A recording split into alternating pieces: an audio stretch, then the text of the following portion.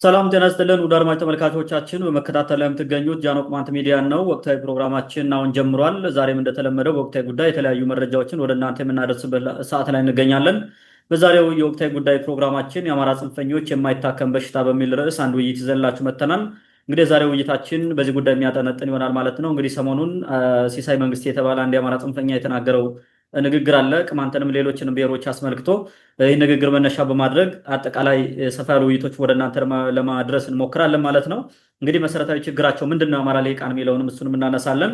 የአማራ ጽንፈኝነት ሰባኪው አቶ ሲሳይ መንግስቴ ያነሳው ንግግር ጠቅለል ባለ ሁኔታ ሲተነተንስ ምን ይመስላል፣ ይዘቱ ምንድን ነው የሚለውንና ከዚህ አንጻር በዚህ ንግግር ውስጥ ስማቸው የተጠቀሱ ብሔሮችና ሌሎችም ህዝቦች ምን ያደርጉ የሚለውን ሀሳብ እናነሳለን ማለት ነው። በድጋሚ አብራችን እንድትቆዩ የአክብሮት ግብዣችን ነው። እንደተለመደው ዘንድር አብሮኛለ ሰፊውን ጊዜ ወስዶ ማብራሪያ የሚሰጥበት ይሆናል ማለት ነው። ዘንድር እንኳን ደህና መጣ እያልኩ እንግዲህ የዛሬ ውይይታችን ይህን ይመስላል። በዚህ መንገድ ነው የምናቀርበው ማለት ነው። የአቶ ሲሳይ መንግስቴን ጸረ ብሔር የአማራነት ጽንፈኝነትን እየተለመደ ምላሱን እንግዲህ ቅማንትና ሌሎችም የክልልነት ጥያቄ ያላቸው ህዝቦች ላይ ሰንዝሯል።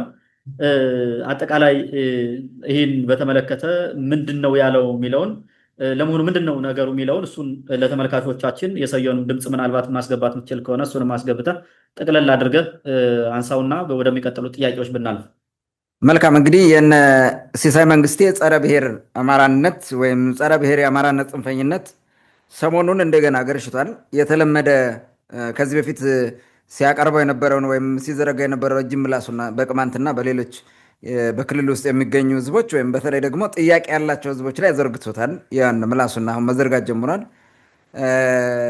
እንግዲህ ህዝቦች ላይ ነው አሁን ትልቅ ነገር የሚደረገው። አማራ ክልል ውስጥ ያሉ ህዝቦች ናቸው እንደዛ የሚደረገው እና ምንድን ነው እያሉ ያሉት አሁን ሰሞኑን እዚህ ጋር የተያዘው ነገር ምንድን ነው የሚለውን ቪዲዮ ሙሉን እንስማውና ከዛ ቀጥሎ ያለውን የተወሰነ ነገር እያነሳን እንሄዳለን ብዬ አስባለሁ። ኦኬ ቪዲዮ እንስማው። እንደዚህ አይነት የተምታቱ ህጉን ያልተከተሉ ዝም ብሎ በስሜት ብቻ ከኋላ ሌላ አካል ቅድም እንዳልኩ አክራሪ የኦሮሞ ፖለቲከኞች የሚገፉት እነሱ ስፖንሰር ያደረጉት በእርግጠኝነት በገንዘብም እየረዱት አሁን 46 ስራ አስኪያጆችን ሲሾም ደሞዝ ይከፍላል። ኦኬ የትራንስፖርት ሌላ ስራ ማስኬጃ ይኖረዋል። ከየት ያገኘው ገንዘብ ነው? ይሄ መታየት መፈተሽ መቻል አለበት።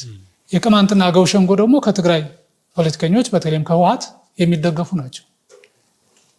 ስለዚህ ሁለቱም ፖለቲከኞችን ተጠቅሞ አማራን መከፋፈል፣ አማራን መበታተን። ለምን ህወሓት አማራን በጠላትነት ፈርጆ የተነሳ ቡድን ነው። የአክራሪ ኦሮሞ ፖለቲከኞችም አማራን ነፍጠኛ ብለው የፈረጁና በጠላትነት የሚመለከቱ ናቸው። የኦሮሞን ክልል እኮ ከአማራ ለማጽዳት እየሰሩ ያሉ ናቸው። ወለጋ ላይ ይህን ያህል የሚያፈናቅሉት እነሱ ናቸው። ሌሎች ኦሮሞ አካባቢዎችም ላይ አማራ ተረጋግቶ እንዳይኖር የሚያደርጉት ይህን ስለሚፈልጉ ነው። ስለዚህ የሁለቱ አካላት ከጀርባ መኖር ነው እነዚህን ሰዎች የልብ ልብ ሰጥቷቸው በየመድረኩ እየሄዱ እንዲጮሁ በየሚዲያው እየተገኙ የአማራን ህዝብና የአማራን ፖለቲከኞች ለማሳጣት ሌት ተቀን ሲሰሩ የምታየውና እንግዲህ ቪዲዮውን እንደሰማ ነው። በኋላ ዝርዝር ትንታኔ ልንሰጠው እንችላለን አለፍ አለፍ ብለን። ግን የአማራ ልሂቃን ዝም ብለህ ስትመለከታቸው አሁን ከቀረበውና ከዚህ በፊት የአማራ ልሂቃንን በምናቅባቸው መንገድ ወይም ደግሞ ስንተነትነውን በመጣ ነው መንገድ ያለው ሁኔታ ስትመለከተው የአማራ ልሂቃን የሚጠቀሙበት አንድ መሰረታዊ ነገር አለ። ሌሎችን ህዝቦች አፍኖ ወይም ጨፍልቆ ለማስቀረት ዲሞራላይዝ ለማድረግ የሚጠቀሙበት የተለመደ ስልት አለ ከጥንት ጀምሮ። የአማራ ልሂቅ የሚባለው ከተፈጠረበት ዘመን በተለይ ደግሞ እነ ይኩኖ አምላክና ተክለ ሃይማኖት በፈጠሩት ሌሎችን ህዝቦች ጨፍልቆ አማራ የማድረግ ሂደት ውስጥ የሚጠቀሙበት አንድ መሰረታዊ ስትራቴጂ አላቸው፣ ወይንም የፕሮፓጋንዳ መሳሪያ አላቸው። እሱም ምንድነው? ሰዎቹን ዲሞናይዝ ማድረግ፣ በአማርኛ ምን ማለት ነው? ማሰይጠን ማለት ነው። ስለዚህ የሆነን ሰው የሆነን ህዝብ ማለት ነው የሆነን ቡድን መጀመሪያ እሱን ሰይጣናዊ ለማድረግ የሆነ ሰይጣን ትፈጥርለታለህ። መጀመሪያ ሰይጣን ትፈጥርለታለህ፣ ከዛ ሰይጣን ጋር ታገናኘዋለህ። በቃ ሁሌም እንደዛ ነው። ዜን ቀጥሎ ምንድነው? ይሄንን ሰይጣንነቱን ካራገብክ በኋላ ወይም ዲሞናይዝ ካደረከው በኋላ ይሄንን ደጋግመ በሚዲያ በስብከት በመድረክ ታራግበውና ቀጥሎ የሚመጣው ምንድነው? ጡንቻ ነው። ይሄ ምንድነው? ጡንቻ ይመጣል ማለት ነው። ትደበድበዋለህ፣ ትቀጠቅጠዋለህ፣ ታጠፋዋለህ። አንተን እንዲሁም በግድ ታስጨንቅና ታመጣዋለህ ማለት ነው። የሚወደውን እሴቶችን፣ ሃይማኖትን፣ ቋንቋውን፣ ወጉን፣ ባህልን ጥሎ አንተን ይሆናል ማለት ነው። ህዝቦችን በግድ ይሄ በፎርስፉል አሲሚሌሽን የራሳቸው ለማድረግ የመጀመሪያው ስቴጅ ምንድነው? ያላቸው እሴት ቫልዩ ማንነት በራሱ ማለት ነው ዲሞናይዝ መደረግ አለበት። የዳቢሎስ ታደርገዋለህ። ስለዚህ ከዳቢሎስነት ወጥተህ ወደ እነሱ መምጣት አለብህ። ቅዱስ እነሱ ስለሆኑ ማለት ነው። ወደዛ ትመጣለህ። ይሄ የአማራ ልሂቃን መሰረታዊ ስትራቴጂ ነው። ሌሎችን ህዝቦች በመጨፍለቅ ሂደት የሄደው ነው። ቀደም ብለህ ብትመለከተው ከድሮ ጀምሮ የሚያደርጉት ነገር ምንድን ነው? ነገደ ወይጦውን በለው ቅማንቱን፣ አገውን፣ አርጎባውን፣ ጋፋቱን የመሳሰሉትን ሌሎች ህዝቦች እዛ ውስጥ የነበሩት ህዝቦች ማለት ነው። ሽናሻውንም ይጨምራል፣ ሌላውንም ይጨምራል። እነዚህን ህዝቦች ያደረጉባቸው መንገድ የመጀመሪያው ነገር የተረገመ ናቸው ይላሉ። ለምሳሌ ቅማንቱ የተረገመ የከነዓን ዘር ነው፣ እርጉም ነው፣ የተረገመ ነው ትላለህ። አሁን ሲረገም ዲሞናይዝ ታደርገዋለህ ማለት ነው። ስለዚህ እነሱ ቅዱስ ናቸው፣ የሰለሞን ዘር ብለው መጥተዋል። ራሳቸው ተጠምቀው የሰለሞን ዘር ነን ብለዋል፣ ትላንት ቅማንቶች ማለት ነው። ስለዚህ ግዴታ እንደዚህ አድርገህ ስሙን ታጠፋዋለህ ማለት ነው። አሁን በዛኛው ሳይድ በቅማንቱ በኩል እሴቱን ጠብቆ የቆመው ህዝብ ምን እየሆነ ይመጣል? እየላላ ይመጣል ማለት፣ በማንነቱ እየተሸማቀቀ ይመጣል ማለት፣ ቀስ በቀስ የእነሱን ቅድስና ይቀበላል ማለት ነው። የእሱን ሰይጣንነት ለመሸሽ ብሎ እንደዚህ አይነት ስራዎችን ይሰራሉ ማለት። ይህን ያደረጉት ከጥንት ጀምሮ የእንጨት ዘር ነው፣ ከእንጨት የተፈጠረ ነው፣ ጅራት አለው፣ የሆነ እንስሳ ጋር ራሱ ያገናኘዋል፣ የእንስሳ ልጅ ነው፣ ማይነግሩ የለም፣ የወይራ ዘር ነው፣ የወይራ ፍሬ ነው ምናምን የሚሉ ነገሮችን ይጭንብሃል ማለት። ስለዚህ እንዲህ እንድትሆን የሚያደርግ በዚህ መንገድ እንድትሰደብ ያደረገ ያ ቅማንትነትና የያዝካቸው ሴቶች ስለሆኑ እነዚህን ጥለህ ሳትወድ በግድ አማራ ነኝ ትላለህ ማለት ነው። ሳትወድ በግድ ኢቭን በውስጥ ቅማንትነትን አምቀህ ይዘህ እንኳን አማራነት የሚባለውን ካባ ትለብሳለህ። አማራነት የሚባለውን የማንነት ቡትቶ ትለብሰዋለህ ማለት ነው። ግዴታ ነው ይሄ፣ በቃ ግዴታ ነው። አለበለዚያ መኖርህ ራሱ ችግር ውስጥ ትገባለህ ማለት ነው። ሰርቫይቭ ማድረግ አትችልም። ይሄ ትልቅ ነው። አገዎቹንም እንደዛ ነው ያደረጓቸው። ይሄ ብቻ አይደለም ባይዘወይ የቅማንትንም የአገውንም የሌሎችንም ቋንቋ በሙሉ ዲሞናይዝ አድርገውታል። ወይም ምንድን ያደረጉት? አሰይጥነውታል። የዳቢሎስ የአጋንንት ቋንቋ ነው ያስተማራቸውም ጋኔን ነው። በዛ ስትናገር እንደዛ ነው ይለዋል። ጠጋ ብለው ደግሞ የወፍ ቋንቋ ነው ይላል። የወፍ ቋንቋ ነው እንጂ የሰው ቋንቋ አይደለም ይላል። ሰው የሚግባባበት የሰው ቋንቋ ነው እንጂ ወፍ በሰው ቋንቋ ሊግባባም አይችልም። ምን ማድረግ ነው? ማጥላላት ነው። ይሄ ስትራቴጂያቸው ነው። ዘሴምቲንግ አሁን እነ ሲሳይ መንግስት የሚጠቀሙት ይህን ስትራቴጂ ነው ተከትለው የሚሄዱት ማለት ዲሞናይዝ ማድረግ አለብህ። ዛሬ የቅማንትን እንቅስቃሴ፣ የአገውን እንቅስቃሴ፣ ወሎ እንትንን የክልልነት ጥያቄ የተመለከቱ ጉዳዮች በሙሉ ዲሞናይዝ መደረግ አለባቸው። ከበስተጀርባ ሰይጣን ይፈጥሩላቸዋል። ያንን በኋላ እናየዋለን። ከነዛ ሰይጣኖች ጋር ትለክምና እነዚህ ሰዎች በራሳቸው አስበው ያመጡት የመብት ጥያቄ ሳይሆን ከበስተጀርባ የሚጋለባቸው አካል ነው እንደዛ የሚያደርጉት ብለው ሽንጣቸውን ገትረው ይከራከራሉ። የአማራ ፖለቲካ ይሄ ነው። ከዚህ ያለፈ የአማራነት ፖለቲካ የለም። ፖለቲካው ይሄ ነው። አማራነትን ማቆም የሚችሉት ህዝቦችን አጥፍተው ነው፣ በእነሱ መቃብር ላይ ቆመ ነው። እነሱን ለማድረግ ደግሞ በዚህ ደረጃ ዲሞናይዝ እያደረግ ታሸማቀቃለህ። ቀጥሎ ከዲሞናይዜሽን በኋላ ፕሮፓጌት ማድረግ ነው። ፕሮፓጋንዳው አለ። ያ ፕሮፓጋንዳ እውን ሆኖ በሁሉ አማራ ብለው በሚያስቡት ዘንድ ተቀባይነት ካገኘ እና በደጋፊዎቹ ከተቀበለ ምን ያደርጋሉ? ጠበንጃ ይዘው መጥተው ይቀጠቅጠዋል፣ ይጨፈልቋል፣ ያጠፋል፣ ይደመስሳል። ማንም አይጠይቃቸውም። ይሄ ቤስት ስትራቴጂያቸው እንደሆነ ማወቅ አለብን ማለት ነው። እንግዲህ በወልቃይት መሬት፣ በጸለምትና በራያ መሬት ከወያኔ ጋር ተመሳጥረው እንትን ብለው ቅማንትን ሸጡት። በ1984 ቅማንትን ሸጡት፣ በአደባባይ አውጥተው ማለት ነው። በአዋጅ እኮ ነው የሸጡን። ከሸጡ በኋላ ወያኔ ፈረመላቸው፣ እነሱም ፈርመው መሬቱን አስረከቡ። አሁን ይሄን ስምምነት እንግዲህ አስበው የቅማንትን እንዲህ አድርገው ሽጠው ሲያበቁ ዛሬ ቅማንትን የወያኔ ተላላኪ ነው፣ ለወያኔ ነው የሚሰራው፣ በወያኔ ሳንባ ነው የሚተነፍሰው ብሎ የሚመጣው ሆን ተብሎ አሁን ላይ ዛሬ ላይ ወያኔ እንትን ደብል ስለሆነ ማለት ነው። ለእኛ ደግሞ በሱ ምን ታደርገዋለህ? ዲሞናይዝ ታደርገዋለህ። ዲመን ነው እሱ። ሰው ዲሞናይዝ አድርገህ ቅማንትን ስሙን ታጠፋውና ትቀጠቅጠዋለህ፣ እስከ ዛሬ እንደሚደረገው ማለት ነው። ይሄን በደንብ አድርገን ልናቅ እንችላለን። ዞሮ ዞሮ ግን ይኸውልህ አሁን ወያኔ ጋር ተባብረው በወልቃይት መሬት ከሸጡን በኋላ የቅማንት ጥያቄ ፈጦ መጣ። ለምን ሲሰረዝ ዝም አላለም? ቅማንት ጥያቄውን ቀጠለ። እየባሰ ሲመጣና ከህዝብና ቤቶች ቆጠራ ሲሰረዝ 99 ላይ አደራጅቶ ጠንካራ አስተባባሪ ኮሚቴዎችን አደራጅቶ ብዙ መዋቅሮችን ሰርቶ በፌዴሬሽን ምክር ቤት እውቅና አግኝቶ ትግል ጀምሮ ፈጦ መጥቶ ማንነቱን ማስመለስ ሲጀምር እርስ በርሳቸው ተጣሉ። ግን በዛ የትግል ሂደት ውስጥ ወያኔ አለቃቸው እያለ ነው እንግዲህ ጥያቄ የቀጠለው። 2001 ነው በዋናነት ተደራጅቶ ስራው የተጀመረው ማለት ነው። በዛ ጊዜ ምንድን ነው ያደረጉን? ሜቢ ብዙዎቻችሁ ታስታውሱታላችሁ። ቅማንት የግብፅ ተላላኪ ነው፣ የህዳሴውን ግድብ እንዳይገነባ ነው የሚሰራው ተብሎ ትልቅ ፕሮፓጋንዳ ሲነዛ ነበር በአማራ ልሂቃን በኩል ማለት ነው። ይሄ ፕሮፓጋንዳ ነበረ ከግብፅ ጋር አገናኝቶ ማለት ነው። ይሄ አሁን ግብፅ አናዘር ዲመን ዜን ቅማንት አሁን ዲመናይዝ ሆነ። በምን? በግብፅ በኩል ማለት ነው። ግብፅ ወደ ግብፅ እንትን አድርገህ ዲመናይዝ አደረከን ማለት ነው። ዘሴምቲንግ ከተወሰነ ጊዜ በኋላ ይሄ ፌል ሲያደርግና ግብፁ አምን ይሄ ቅማንቱ ለህዳሴ ግድብ ገንዘብ አዋጥቶ ቦንድ ገዝቶ ስራ መስራት ከጀመረና በእንትኑ ፕሮፓጋንዳውን ስናሸንፋቸው ተመልሰው የመጡበት ሌላ ሜካኒዝም ነው። ግንቦት ሰባት የሚባል አርበኞች ግንባር የሚባል የዛሬው እነ ዘመነ ካሴ የሚመሩት ማለት ነው ከሻቢያ ጋር ተወሽቆ ሲያንቧትር ነበረ። ምንም ነገር እርምጃ ማይራመድ ማለት እያንቧተረ በነበረበት ጊዜ በአሸባሪነት ስለተፈረጀ አርበኞች ግንባር ግንቦት ሰባት የሚባለው ወያኔ በአሸባሪነት ፈርጆ ስለነበረ የሻቢያ ተላላኪ የግንቦት ሰባት ተላላኪ ተብሎ ስም ተሰጠን። 2008 2007 የጨፈጨፉት ይህንን ምክንያት አድርገው ነበረ። የዛ ጊዜ ስንጨፈጨፍ የወያኔ ተላላኪ አልነበርንም።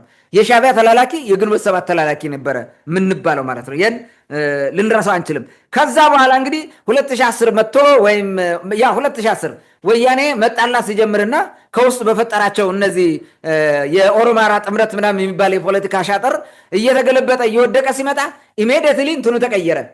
ዲመን ቀየሩልን። አናዘር ዲመን አመጡ። ማን ነው? ወያኔ ማለት ነው። የወያኔ ተላላኪ ያሉና መጨፍጨፍ ጀመሩ ማለት ነው። ሲጨፈጭፉን ዘለቁ እስከ 2011 12 ማለት ነው። አሁን 2013 ደግሞ ምንድን ነው የሆነው? ክሪቲካል ታይም ተፈጠረ። ወያኔና እነዚህ ተላላኪ የነበሩት ከሻቢያ ጋር ሆነው ጦርነት ገጠሙ ማለት ነው። የዛ ጊዜ ጁንታ ሚል ፍረጃ ተፈረጀ።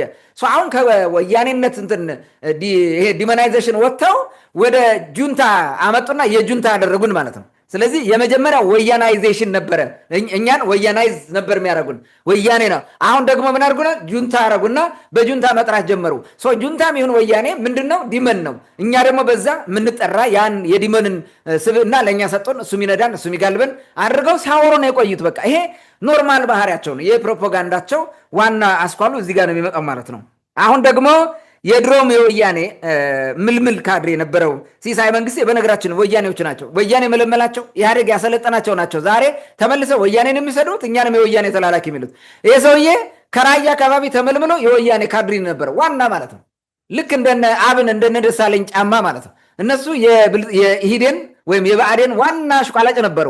የሰማዕታት ሐውልት ውስጥ ገብቶ ሲያሳውቅ ስለ ትግሉ ሲተነትን ያለውን ቪዲዮ አይተዋል። በልጅነቱ ገና ልጅ እያለ ማለት ነው። ተመልሰው ዛሬ የወያኔ ተላላኪ እያለ የሚያንቧትረው እንደዚህ አይነት ሰዎች ናቸው። ይሄ ነው።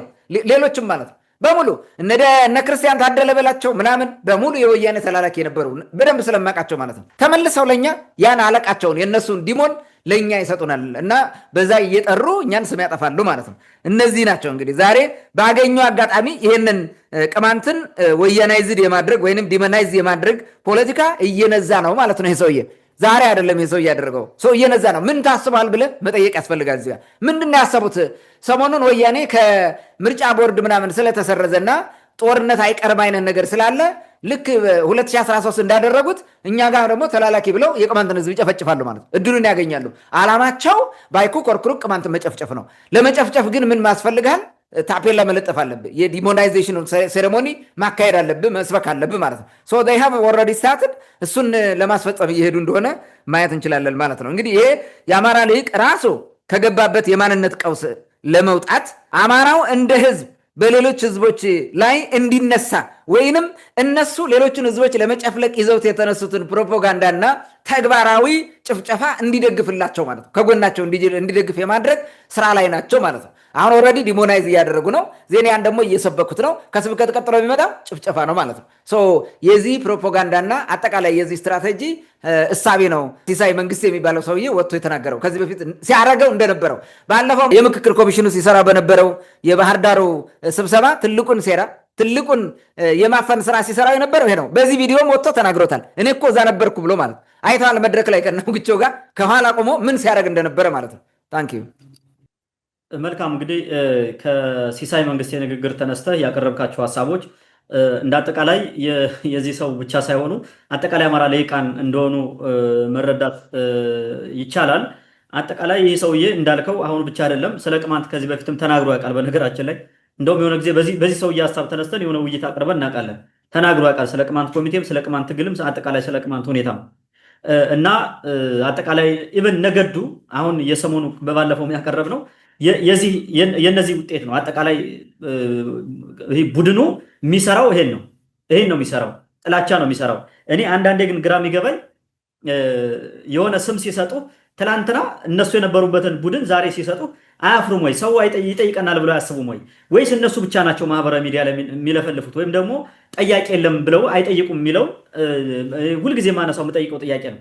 ከዛ በዘለለ እንደውም ተውከው እንጂ የጁንታ ተላላኪ የሚለውን ለምሳሌ በመንግስት በኩል ማን ነው መንግስትን እንቃወማለን የሚለው በፊት የሻዕቢያ ተላላኪ የምን ተላላኪ ያለ ሲጨፈጭፍ የነበረው ቡድን ለምሳሌ አሁን ጫካ ውስጥ ሆኖ ከመንግስት ጋር የሚዋጋው እኮ ቅማንትን የብልጽግና ተላላኪ እያለ ነው። በነገራችን የብልጽግና ተላላኪ ነው እያለ ያለው። ስለዚህ ቅማንት አሁን በተለያዩ እሳት ውስጥ ነው ያለው፣ በተለያየ አቅጣጫ እሳት ውስጥ ነው ያለው ማለት ነው። እና ይህን ያነሳው ሀሳብ በጣም ትክክል ነው ለማለት ያክል ነው።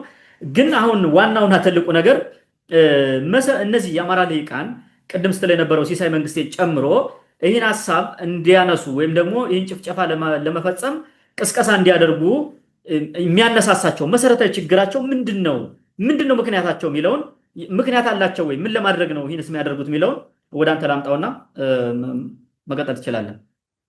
የአማራ ልሂቃን እንዲህ አይነት የተቃወሰ ወይንም የዲሞናይዜሽን እና የቀጠለ ደግሞ ሰዎችን የማጥፋት የመጨፍጨፍ ህዝቦችን ጨፍልቀ ወደ ራሳቸው ማንነት አምጥተው ራሳቸውን ትልቅ የማድረግ ወይም ተራራ ማለት ነው። ያው ተራራ ብለው የሚዘፍኑት ተራራ ለማከል የሚሰሩት ስራ ከየት ነው የሚመነጨው? ነው ከፈጠሩት ቀውስ ነው። ከእነ ተክለ ሃይማኖትና እነ ይኩኖ አምላክ የፈጠሩት ቀውስ ነው። ከዛ ነው የሚመነጨው። ስሩ እዛ ጋ ነው ያለው። በዚህ ሂደት ሌሎችን ህዝቦች እየጨፈለቀ ትልቅ ህዝብ ለመፍጠር ሂደዋል። ለመንግስታቸው ለፖለቲካቸው ማለት ነው፣ ለምጣኔ ሀብታቸው፣ ለማህበራዊ ጉዳያቸው መሰረት የሚሆን ህዝብ ብለው የፈጠሩት አለ በዛ ጊዜ ማለት ነው። በደብተራው እሳቤ እንዲህ አይነት ነገር የቀደመውን ያን ማጆሪቲውን የነበረውን ቅማንት አጥፍቶ ሌሎችንም ህዝብ ጨፍልቆ አማራ የማድረግ ስራ የሄዱበት መንገድ በ1983 ዓመተ ምህረት ደርግ ሲወድቅ ከዩኒተሪ ገቨርንመንት ወደ ህብረ ብሔር ፌዴራሊዝም የሚባለው ነገር ሲመጣ ችግር ውስጥ ወድቋል። ያ ሀሳቤ ማለት ነው። በነገራችን ላይ እንትኑ ይሄ የአማራው የቀውስ እንትን ይሄ ሁሉን ጨፍልቀ የመሄድ ጉዳይ ዲሞናይዝም እያደረክ እየወቀጥክ እያጠፋ በእንትናቸውም ይጽፋሉ። ባይዘወይ እነዚህ አይጸድቁም እነዚህ ይጸድቃሉ ምናምን የሚለው ነገር ይሄ ቅማንትና ምናምን እንዲያሉ የሚሰድቡት በመጽሐፋቸው ሳይቀር ደብተራዎቹ በሙሉ የዚህ የዲሞናይዜሽኑ ሴሬሞኒ አንድ አካል ሆኖ ነው የቀጠለው።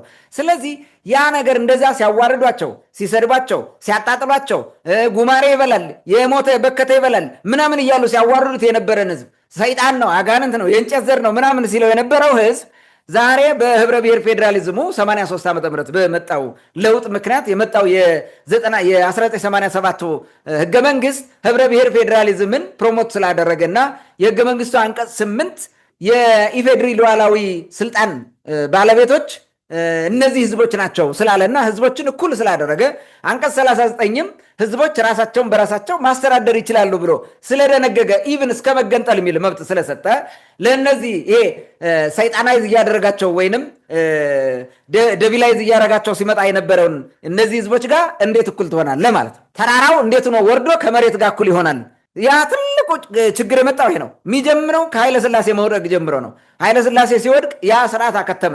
ደርግ ሌላ ስርዓት ነው ተከትሎ የመጣው የኮሙኒዝም ምናምን በሚል የሄደበት መንገድ ለዛኛው ብዙም ባይርቅም ግን ባለበት ሆኖ የአማርኛ ቋንቋ ብሔራዊ ቋንቋ ተብሎ ስለሄደ የትም ቦታ ሆነ አማርኛ ከተናገርክ ምንም ችግር የለውም አብሮ ቀጥሏል።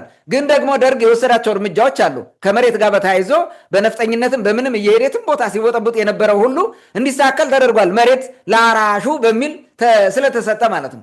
ይሄ አንድ እንትኑ አከርካሪውን ሰብሮታል። ያን የዘውዳዊ ስርዓት የሚለውም ማለት ነው። ርስት ጎታች የነበረው ቤተክርስቲያንም እዛ የነበረው መኳንንት መሳፍንት የሚባለው በሙሉ ተመታ ማለት ነው። አሁን ያን ስርዓት የቀደመውን ማስቀጠል የሚችልበት ደረጃ አልነበረም። ኦልሬዲ ደርግ እሱን ሰብሮታል። መሰረተ ትምህርት የሚለው ነገር በራሱ ትልቅ ለውጥ ነው። እኒህ ነገሮች ደግሞ እንድሰለጥን እንድትማር ሲያደርግ እውነታን እንድትረዳ የሚያደርግ ሁኔታ ነገር መጥቷል። በዛ ላይ ደግሞ አጌነስ ቸርች የተነሳበት ማለት ነው። ደርግ የተነሳው በሃይማኖት ተጻሮ ስለነበረ ምክንያቱም የሶሻሊዝም መርህ ሃይማኖት ነው፣ አደንዛዥ ነው፣ ኦፒየም ነው፣ ለለውጥ አይሆንም፣ ለአብዮት አይሆንም፣ ላማን ላይ በሰማይ እያለ እዚህ ዝም ብሎ ስለሚያመጣ የክላስ ኮንሸንስነስን አመጣም በሚለው ትንታኔ አይፈልጉትም ነበር። ሙሉ በሙሉ ቤተክርስቲያን ማጥፋት ባይፈልጉ የቤተክርስቲያን መሪ የሚባሉትን ኢሰፓ አድርገው እነ መርቀሪዎስን ስራ ሰርተዋል ኦልሬዲ ማለት ነው። ስለዚህ ቤተክርስቲያን ጉልበት አግኝቶ ሌሎችን ህዝቦች በዛ ጊዜ የሚጨፈልቅበት እድል አልነበረም፣ በደርግ ጊዜ ማለት ነው። ውስጥ ለውስጥ ይሰራሉ። የኢሰፓ እንትን ውስጥ የገቡ ሰዎች በተለይ ደግሞ በዚህ በግራ ጎንደር የመጡት ጎንደር ላይ ይህን ስራ ያሰሩ ነበረ። ስራ እንዳትቀጠር ቅማንት መሆንን ሲያውቁ ያገለዋል፣ ልዩ ልዩ ጫና ይፈጥሩባል፣ ከስራ እንድትባረር ያደርገዋል። እንደዚ አይነት ነገር ነበረ። ዞሮ ዞሮ ግን እንደቀደመው አይነት ነገር አልነበረም። ነገር ግን የለየለት ለውጥ ያመጣው የፌዴራል ስርዓት ሲመጣ ነው። ይሄ ህብረ ብሔር ፌዴራሊዝም የሚለው ማለት ነው። ይሄ ነው ትልቁ ችግር የመጣው። ህብረ ብሔር ፌዴራሊዝም ህዝቦችን እኩል በማድረጉ መርህ ላይ ህብረ ብሔር ፌዴራሊዝም ህዝቦችን እኩል በማድረግ ላይ የተመሰረተ መርህ ስለነበረው ማለት ነው። በዚህ መርህ ላይ ስለቆመ እነሱ ከተፈጠሩበት የነጋሽ ቀዳሽና ተኳሽ መርህ ጋር አብሮ ስለማይሄድ የፖለቲካ ቀውስ ውስጥ ወደቁ ማለት ነው። እነሱ ሶስት ነገሮች ይፈልጋሉ። አራሽን ተው ለሁሉም ስለሆነ ማለት ነው። ነጋሽ፣ ቀዳሽ፣ ተኳሽ ናቸው። ሌላ ነገር የለውም። እነዚህ የበላይነት የሚያመጣል ነው። አራሽማ የነበረው ቅኝ ግዛት በሰለሞናዊ ስርወ መንግስትና በቤተክርስቲያን ቅኝ ግዛት ተይዞ የነበረ ጭቆን ህዝብ ነው። ይሄ በርስት ተይዞ በጉልት በርስት በምን ተጠማኝ እያሉ ፍዳውን ሲያሳዩት የነበሩት ያ ነው አራሽ እንጂ እንደሱ አያርሱም ሲጀምር ማለት ነው። አራሽም አይደሉም። ዝም ብሎ አሁን አራሽን ጨምረውት ካልሆነ ማለት ነው። ነጋሽ፣ ቀዳሽ፣ ተኳሽ የሚለው ነው መርሃቸው እነሱ። መንገስ መቀደስና መተኮስ። አርሶ የሚያበላ ችግር አለ የለም፣ ያበላል ታመጣለህ። በግድም በውድም ብለህ ጨፍልቀኸው መሬቱን ሁሉ ወርሰህበት እንደፈለግ አድርገው ስለምትቀጥል ማለት ነው። እዚህ መርህ ጋር ይቃረናል። ለምን? እነሱ የዘውዳዊ ስርዓት ናቸው፣ ሮያል ፋሚሊ ናቸው። ሌላው ግን ምንድን ነው? እንትን ነው፣ ተጠማኝ ነው፣ ጭሰኛ ነው፣ በርስት የተያዘ ገባሪ ነው። በዚህ ሂደት የነበረው እኩል ሲሆን አሁን አስበው፣ ባሪያ ከጌታ ጋር እኩል ሲሆን ማለት ነው። ጨፍላቂ ከተጨፍላቂ ጋር እኩል ሲሆን ማለት ነው። ስታተሱ ሲወርድ ማለት ነው። ምን ያክል ውርደት እንደሚመጣ ማለት ንጉስ ከተገዢው ጋር ማለት ነው ሲወርድ አስበው። የሰለሞን ዘር የምትለው ከተረገመው ዘር ጋር እኩል ስትሆን ማለት በመብት ይሄ በጣም ትልቅ ችግር ፈጠረ ማለት ነው። አይምሯቸው ውስጥ ቀውስ ፈጠረ። ይሄ ቀውስ ደግሞ በቀጣይ ያለውን ስርዓት ራሱ ተጠቅመው ያንን እየጫኑ ለመሄድ ወይንም ለመከላከል ራሳቸውን የሚሰሩት ብዙ እንቅስቃሴ አለ ማለት ነው። ከዚህ ጋር ነው የሚያያዘው። ህብረ ብሔር ፌዴራሊዝሙ ለብሔር ትልቅ እውቅና መስጠቱ የአማራን ብሔርተኝነት አደጋ ላይ ጣለው ማለት ነው። አደጋ ላይ ጣለው። ለምንድነው አደጋ ላይ ጣለው? ቅድም እንዳልኩ አገር ሙሉ የነበረው አማርኛ ተናጋሪ ወይም አማራ የተባለው በኋላ ማለት ነው ጨፍላቂው ኃይል ማለት ነው ችግር ላይ ወደቀ። ለምንድነው ችግር የሚወድቀው? እሱ ባሰበው መንገድ ሳይሆን ወርዶ እንደ ሌሎቹ በክልል ብቻ ተደራጅቶ እንዲቀጥል ተደረገ። እሱ ከላይ ሆኖ መግዛት፣ ዘውድ ይዘ መቀመጥ፣ ዘውድ ደፍተ የሆነ ነገር ማድረግ ብቻ ነው። ምክንያቱም ተኳሽም ነው፣ ነጋሽም ነው፣ ቀዳሽም ነው። መቀደስ፣ መንገስ፣ መተኮስ ነው። እምቢ ያለው ላይ ሄዶ ይተኩሳል። ሌላው ላይ ደግሞ ይነግስባል። እምቢ ስትል ደግሞ ቀድሶ ምናምን እንትን ያደርጋል እዛው ማለት ነው። ስርዓትን እየፈጸመ ያመጣልሃል። ክርስቲያን እያደረገ ምንም እያደረገ በተራራውንም ምኑንም እየቀደሰ በቃ እንደዛ ያደርጋል ኦልሬዲ ማለት ነው።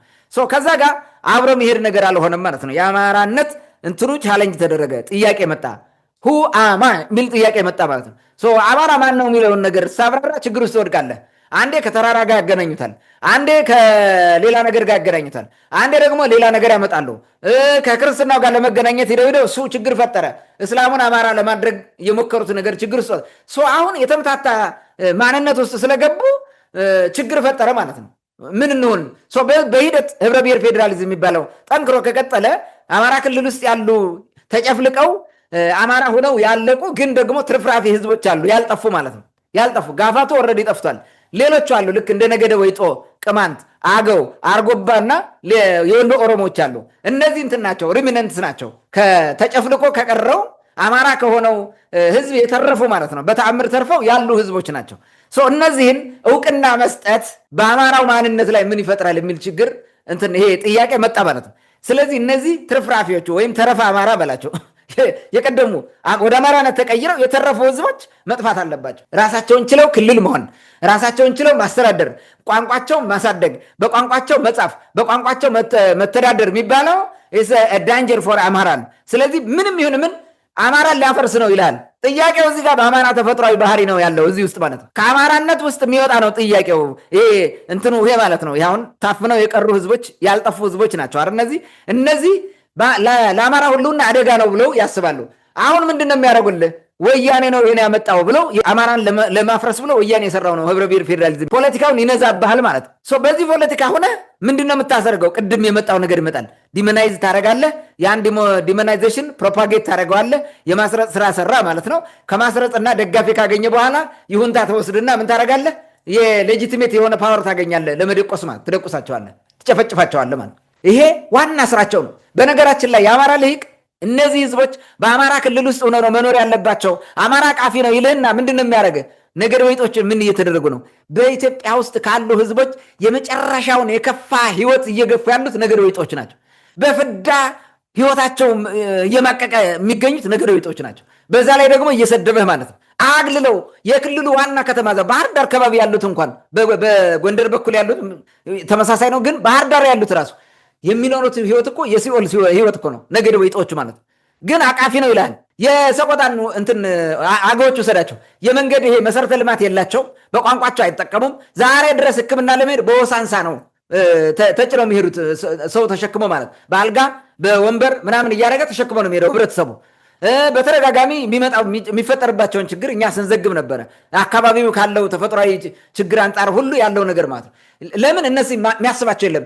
እሱን ከተንከባከብከው ይመጣል፣ ይጠግብብሃል፣ ጥያቄ ሊያነሳ ነው። ስለዚህ ቻሌንጅ ይደረጋለሁ ብሎ ያስባል። ወደ ቅማንትና መሰረተ ልማቱ የሞተ ነው። ገበሬው ጠንካራ ስለሆነ ያርሳል፣ በራሱን ችሎ ይኖራል፣ እርዳታ አይፈልግም። ጠንካራ ነው የቅማንት ገበሬ።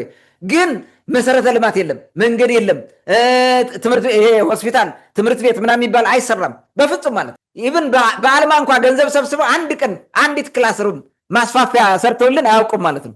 ሆን ተብሎ እንዲህ አይነት ስራ ነው የሚሰራው። አቃፊ ነኝ ልህና ይሄን ነው የሚያደርገው ማለት ነው። ምንድነው ዓላማው? እዚህ ጋር ማጥፋት ነው። ለማጥፋት አቃፊ ነኝ ምናምን ትላለህ።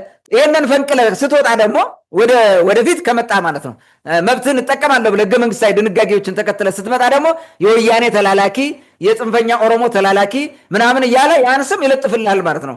መሰረታዊ ባህሪያቸው ይሄን እንድናደርግ ያደርጋል ማለት ነው። ዝም ብለህ ስትመለከተው አማራ 95% በሚሆን ደረጃ የተሰራበት ቅማንት በህይወት መኖሩ ለአማራው ልሂቅ ትልቅ መከራ መስሎ ይታየዋል። ለአማራው በነገራችን ላይ የቅማንትነት ማንነት እንደ ህዝብ በጣም ይፈልጉታል፣ መመለስም ይፈልጋል አማራው እውነቱን ለመናገር ማለት ነው። ያን ያውቁታል፣ የቀደመውን ጥሩ ማንነታቸውን ያውቁታል። በዚሁ ቀውስ ውስጥ አስገብተው በባዶ እግሩ ራሱ እያስጓዙት እንደሆነ ያውቃል የአማራ ህዝብ በደንብ አድርጎ አሳምሮ ነው የሚያውቀው ያን ማለት ነው። መሰረታዊ ችግራቸው ከዚህ ጋር ነው የመጣው። ለዚህ ነበር እንግዲህ ቅማንትን በወልቃይትና በራያ እንዲሁም በጸለምት ከወያኔ ጋር ሽጠው ለማጥፋት የሞከሩት። በኋላ ሲነሳ እርስ በርሱ ከወያኔ ጋር ተጣልቶ ተጋደለ። ዛሬ ደግሞ የወያኔ ተላላኪ ይለናል ማለት ነው። እንግዲህ አሁን የተከፈለውን ነገር ሁሉ ተከፍሎ ቅማንትን ማጥፋት ይሰራሉ ማለት ነው። ቀደም ብለው ያን ሁሉ አድርገዋል። በኋላ ደግሞ በኦሮማራው ዘመን ያደረጉትን እናውቃለን፣ ምን እንዳደረጉን። ኦሮማራው የቅማንትን አሳልፎ የሰጠ ማለት የፈለጋችሁትን አድርጉት ተብሎ ኢቭን እሱ በመከላከያ ሰራዊቱ ራሱ እየጨፈጨፈ ቅማንትን ለማጥፋት ሁሉ ጥሯል ማለት ነው። አሁን ከዛ ቀጥሎ ደግሞ ከወያኔ ጋር አዛምደው የሄዱበትን መንገድ ወሰደው በኦሮማራው ጥምረት ማለት ያኔ የኢሱማራ ደግሞ አሁን ጨምሯል ማለት አሁን ደግሞ ኢሱማራ ነው። ከኢሳያስ ጋር ተላላኪ ሆኖ እየሰራ ነው። ዛሬም እኮ ከወያኔ ጋር ተላላኪ ሆኖ እየሰራ ነው ራሱ ማለት ነው። ፋኖ የሚባለው ኃይል የወያኔ ተላላኪ ነው ዛሬ ማለት ግን የወያኔ ተላላኪ የምንባለው እኛ ነን። የተለያየ ስም የሚሰጥ ማለት ነው። አሁን የወያኔ ተላላኪ ሲሆን እሱ የብልጽግና ተላላኪ ይላል። በቃ ያገኙትን አጋጣሚ ነው የሚጠቀሙልህ ማለት ነው። እነ ኢሱማራ በለው አሁን ደግሞ ደፂማራ ደብረጽዮንና አማራ ተገናኝተው ተዋህዶ ስራ እየሰራ ነው። እነዚህ በሙሉ ባገኙት አጋጣሚ ለነሱ ጠላት መስሎ የሚታያቸው ወይም ብናራግበው ይጠቅመናል የሚሉትን ዲሞናይዜሽን ይሰራሉ ማለት ነው ኤቭሪዌር። ዛሬም እያደረገ ያለው እነ ሲሳይ መንግስቴ ይህን ነው ማለት ነው እየሰሩ ያሉት የፖለቲካ ቪሸስ ሰርክሉ። ይሄ ቀውሱ የአማራነት የፖለቲካ ቀውስ ውስጥ ገብተው ያን ቀውስ ለማስቀጠል ብለው የሚታገሉት ትግል ነው ብዬ ነው ማስበው። ታንኪ መልካም ይዘንድር ታስታውስ ከሆነ የሆነ ጊዜ አንድ የአማራ ብሔርተኝነት ወይም ደግሞ አማራነት በራሱ ተሰርቶ ያላለቀ ጅምር የሆነ ማንነት ነው፣ ገና አላለቀም። ይሄ ደግሞ የአማራነት እሳቤ ወይም ደግሞ የአማራ ብሔርተኝነት ተሰርቶ እንዲያልቅ እሱ የተሰራባቸው ብሔሮች ሙሉ ለሙሉ መጥፋት አለባቸው የሚል አንድ ጊዜ የሆነ ውይይት ሰፋ ያለ ውይይት ሰርተን ነበር ታስታውሰው ከሆነ። አሁንም ለእነዚህ ሰዎች በቃ መሰረታዊ ችግራቸው ያንን አሁን ቅማንት መነሳቱ ወይም ደግሞ የሆነ አገው ሌላውም ህዝብ ክልል ማንሳቱ እዛ ውስጥ ያለው ህዝብ ክልል ማንሳቱ ሳይሆን አሁን አማራ ያደረግነው በራሱ ተመልሶ ወደ ነበረበት ይመለሳል የሚል ስጋትም አለባቸው በጣም በትልቁ ማለት ነው። ይሄ ነው ትልቁ ስጋታቸው በእርግጠኝነት ቅድም ስታነሳው ስለነበረ።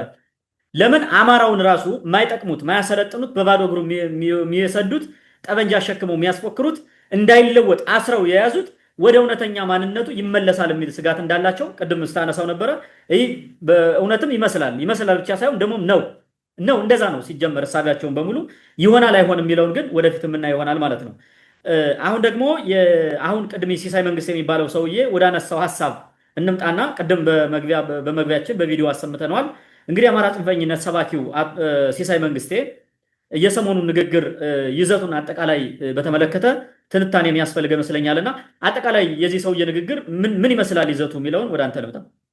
ኦኬ እንግዲህ ምንድነው የአማራ ጽንፈኛ ሰባኪው ሲሳይ መንግስቴ ሰሞኑን የተናገረው ንግግር ይዘቱን ለመተንተን ያክል እንግዲህ አንድ ባንድ እንመልከተው። ሲሳይ መንግስቴ ለውጡ ወደ ሚዲያ ጎትቶ ካመጣቸው የቀድሞ የወያኔ ካድሬዎቹ መካከል አንዱ ነው። አርበኛ አድርጎ ካመጡት ማለት ነው። አርበኛ ሆኖ መጣ። ምክንያቱም ለውጡ ሲመጣ የራያ ጥያቄ ምናምን ይሄ የወልቃይት ምናምን ጥያቄ የሚባለው በዛ አካባቢ እዛ ያለንበት የሚሉ ሰዎች እሱን ተጠቅመው ወደ ለውጡ የተቀላቀሉበት ማለት ነው። የለውጡ የቀውስ ልበለው ወደ ቀውስ የተቀላቀሉበት ነው። ለውጥ በሚባለው የቀውስ ሂደት ውስጥ የመጡ ወደ ሚዲያ የመጣ አርበኛ ነው ይሄ ሰውዬ ማለት ነው። ባለፈው ቀደም ብሎ በነበረው ነገር በለውጡ ማዕበል ተጠምቆ ወያኔነቱን በመርሳት ወይንም በመካድ የአማራነት ሰባኪ ወይም የአማራ ፖለቲካ ሆኖ የመጣ የራያ የአማራነት ሰባኪ ነው ማለት ነው። ራያ እንዴት ሆኖ አማራ ሆኖ ብሎ ማስተማር መብቱ ነው። መስበኩን እሱን አይደለም የምንቃወመው፣ ግን የተጠቀመውን ሂደት ነው። ከወያኔ ተላላኪነት ንጹህ ነው ተብሎ የአዲሱ ለውጥ ሐዋርያ ለመሆን እዛ ውስጥ የሰበከው ተጠቅሞ የመጣበት ማለት ነው። ልክ ነገዱ ሌሎቹ እንደመጡት ማለት ነው። የለውጥ ሐዋርያ ሆነው ብቅ እንዳሉት ማለት ነው። በነገራችን ላይ ተላላኪ የነበረ ባህሪው አሁንም ቢመጣ ተላላኪ ነው የሚሆነው እንጂ በፍጹም የሆነ አርበኛ ሊሆን አይችልም። በፍጹም ማለት ነው። ነገዱ የሚሆኑ ምንም በለው ማን በለው እንደዛ ነው የስልካቸው ለነበረው ጋር ዛሬም ተመልሰው እየተወያዩ ስለሆነ ማለት ነው።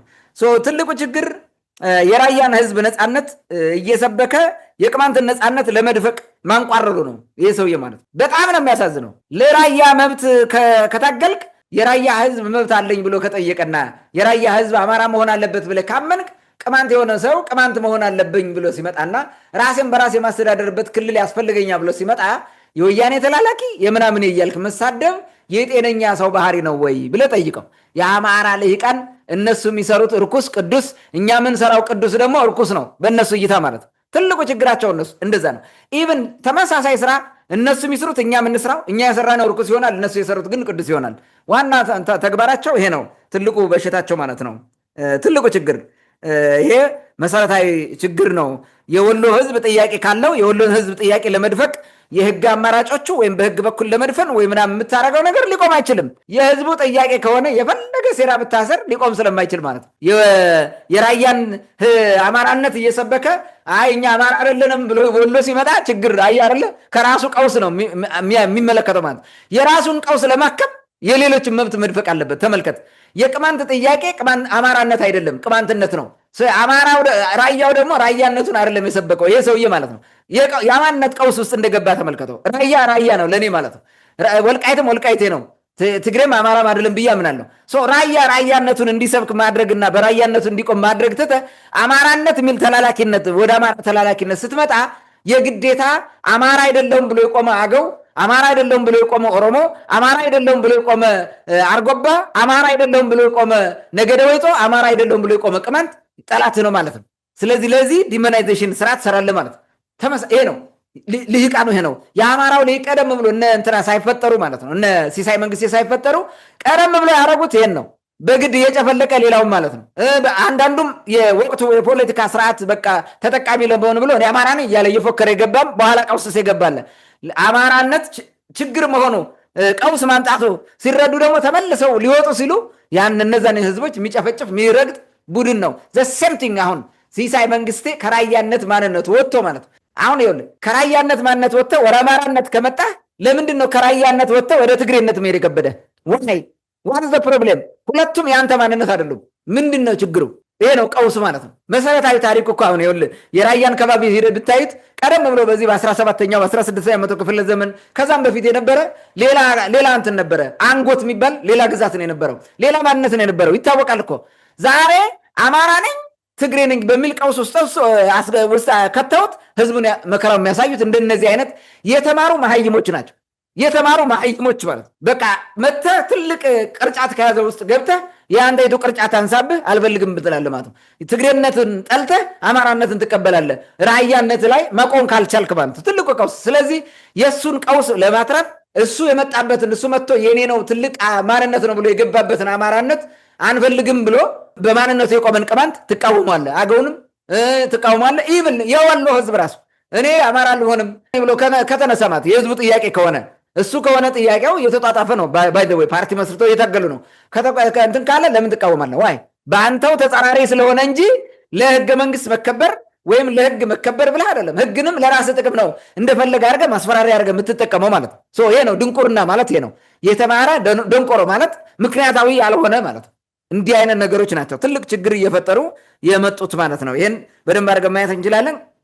ከዚህ በፊት እንግዲህ ይሄ ሰውዬ የግለሰብ በአስራት ቴሌቪዥን በሌሎችም ኢትዮጵያ ውስጥ ባሉ እንትኖች ኢቭን በአማራ ሚዲያ ራሱ እየወጣ የቅማንትን ህዝብ ወያኔ የላከው ነው ከወያኔ ጋር አድርገው ሲዘረጥጥ የነበረውን ነገር እናስታውሳለን። ያን ማየት ትችላለህ። ሰውየው አሁንም የዳን አይደለም። ተደጋጋሚ ነው ስለ ቅማንት ጥያቄ 2011 ከዛ በኋላ ብዙ ንግግሮች አሉት። ከዚህ በፊት ስለተነተን ነው ማለት ነው። ይህን ሲሰራ የነበረ ነው። አሁንም እሱን ነው እያስቀጠለ ያለው ማለት ነው። እንግዲህ ባለፈው ባህር ዳር ከተካሄደው የምክክር ኮሚሽን ስብሰባ ትልቁን አፈናን ሲያካሄድ የነበረው ይሄ ግለሰብ ነው። እዛ ሄዶ ማለት ነው እኔ እኮ ወኪል ነኝ አለ። እዛ ውስጥ ወኪል ነው ወኪል ይላል። ለምን ጽንፈኛ ስለሆነ ይወክሉታል። የአማራ ክልል የሚባለው እሱን ነው የሚወክለው። ይህን ስራ እየሰራ እንደሆነ እዚህ ጋር ማየት እንችላለን ማለት ነው። ኦኬ ንግግሩን እንግዲህ የተወሰነውን ነገር እንየው። አንድ 4 ነጥቦችን አንስተን እንመልከተው። አንደኛው ምንድነው የሚለው? የወሎ ክልልነት ከኋላው የሚሾፍረው አክራሪ የኦሮሞ ፖለቲከኛ ነው ይላል። ወይንም የወሎ ክልልነት ጥያቄ የወሎ ህዝብ ወይንም እዛ አካባቢ ጥያቄ የሚያነሱ ሰዎች ጥያቄ ሳይሆን የኦሮሞ አክራሪ ወይም የኦሮሞ ጽንፈኞች ምን ማለት ነው? ኦህዴድ ነው ማለት ነው። በቃ በቀላሉ እንደዛ ነው የሚለው። በጀት የሚሰጡት ፈንድ የሚሰጡት እነሱን ይላል። እንስማው።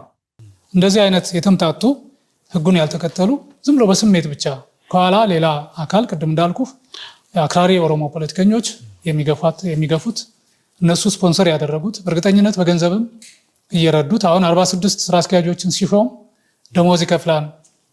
ኦኬ የትራንስፖርት ሌላ ስራ ማስኬጃ ይኖረዋል። ከየት ያገኘው ገንዘብ ነው?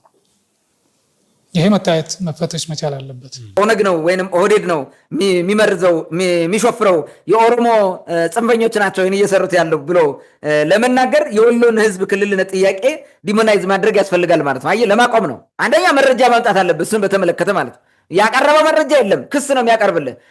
አሁን የወሎን ጥያቄ እነዛ ናቸው ማለት ምን ማለት ነው? እንጨቁናቸዋለን ማለት ነው። ልክ ቅማንቱን እንዳረጉት አሁን ምን አደረገውታል? የኦሮሞ ጽንፈኛ ፖለቲከኞች ከበስተጀርባ አሉበት እነሱ ነው የሚያጦዙት ብለህ ታጣጥፈውና ለአማራው ህዝብ ይህን ትነግረዋለህ። ከዛ በኋላ ፋኖ የለ ምን የለ አደራጅተህ ትዋጋለህ ማለት ነው። ትጨፈጭፋለህ የወሎን ህዝብ። ይህን ስራ እየሰራ ነው እያመቻቸ ማለት ነው። ይህን ከመጀመሪያው እየሰራ እንደሆነ መመልከት እንችላለን ማለት ነው። የወሎን ህዝብ ወይንም ጥያቄውን የሚያስተባብሩ ሰዎችን ፊት ለፊት ቀርበው ከመሞገት ይልቅ በተለመደው የማሰይጠን ወይንም ዲሞናይዝ የማድረግ ዘዴ ሚዲያ ላይ ወጥተው ስም ያጠፋሉ። ከዛ ደግሞ ሳያናግሩ መጥተው ይጨፈጭፋሉ ማለት ነው። ይህ አሁን እያሰቡ ነው። በዚህ ስም በዚህ ጥያቄ የሚንቀሳቀሱ ሰዎች ይታሰራሉ። ምናልባትም ኦህዴድ ነው ከበስተጀርባ ብለው ስለሚፈሩ ነው እንጂ ይደቆሷቸዋል። አሁን ማለት ይደቆሷቸዋል።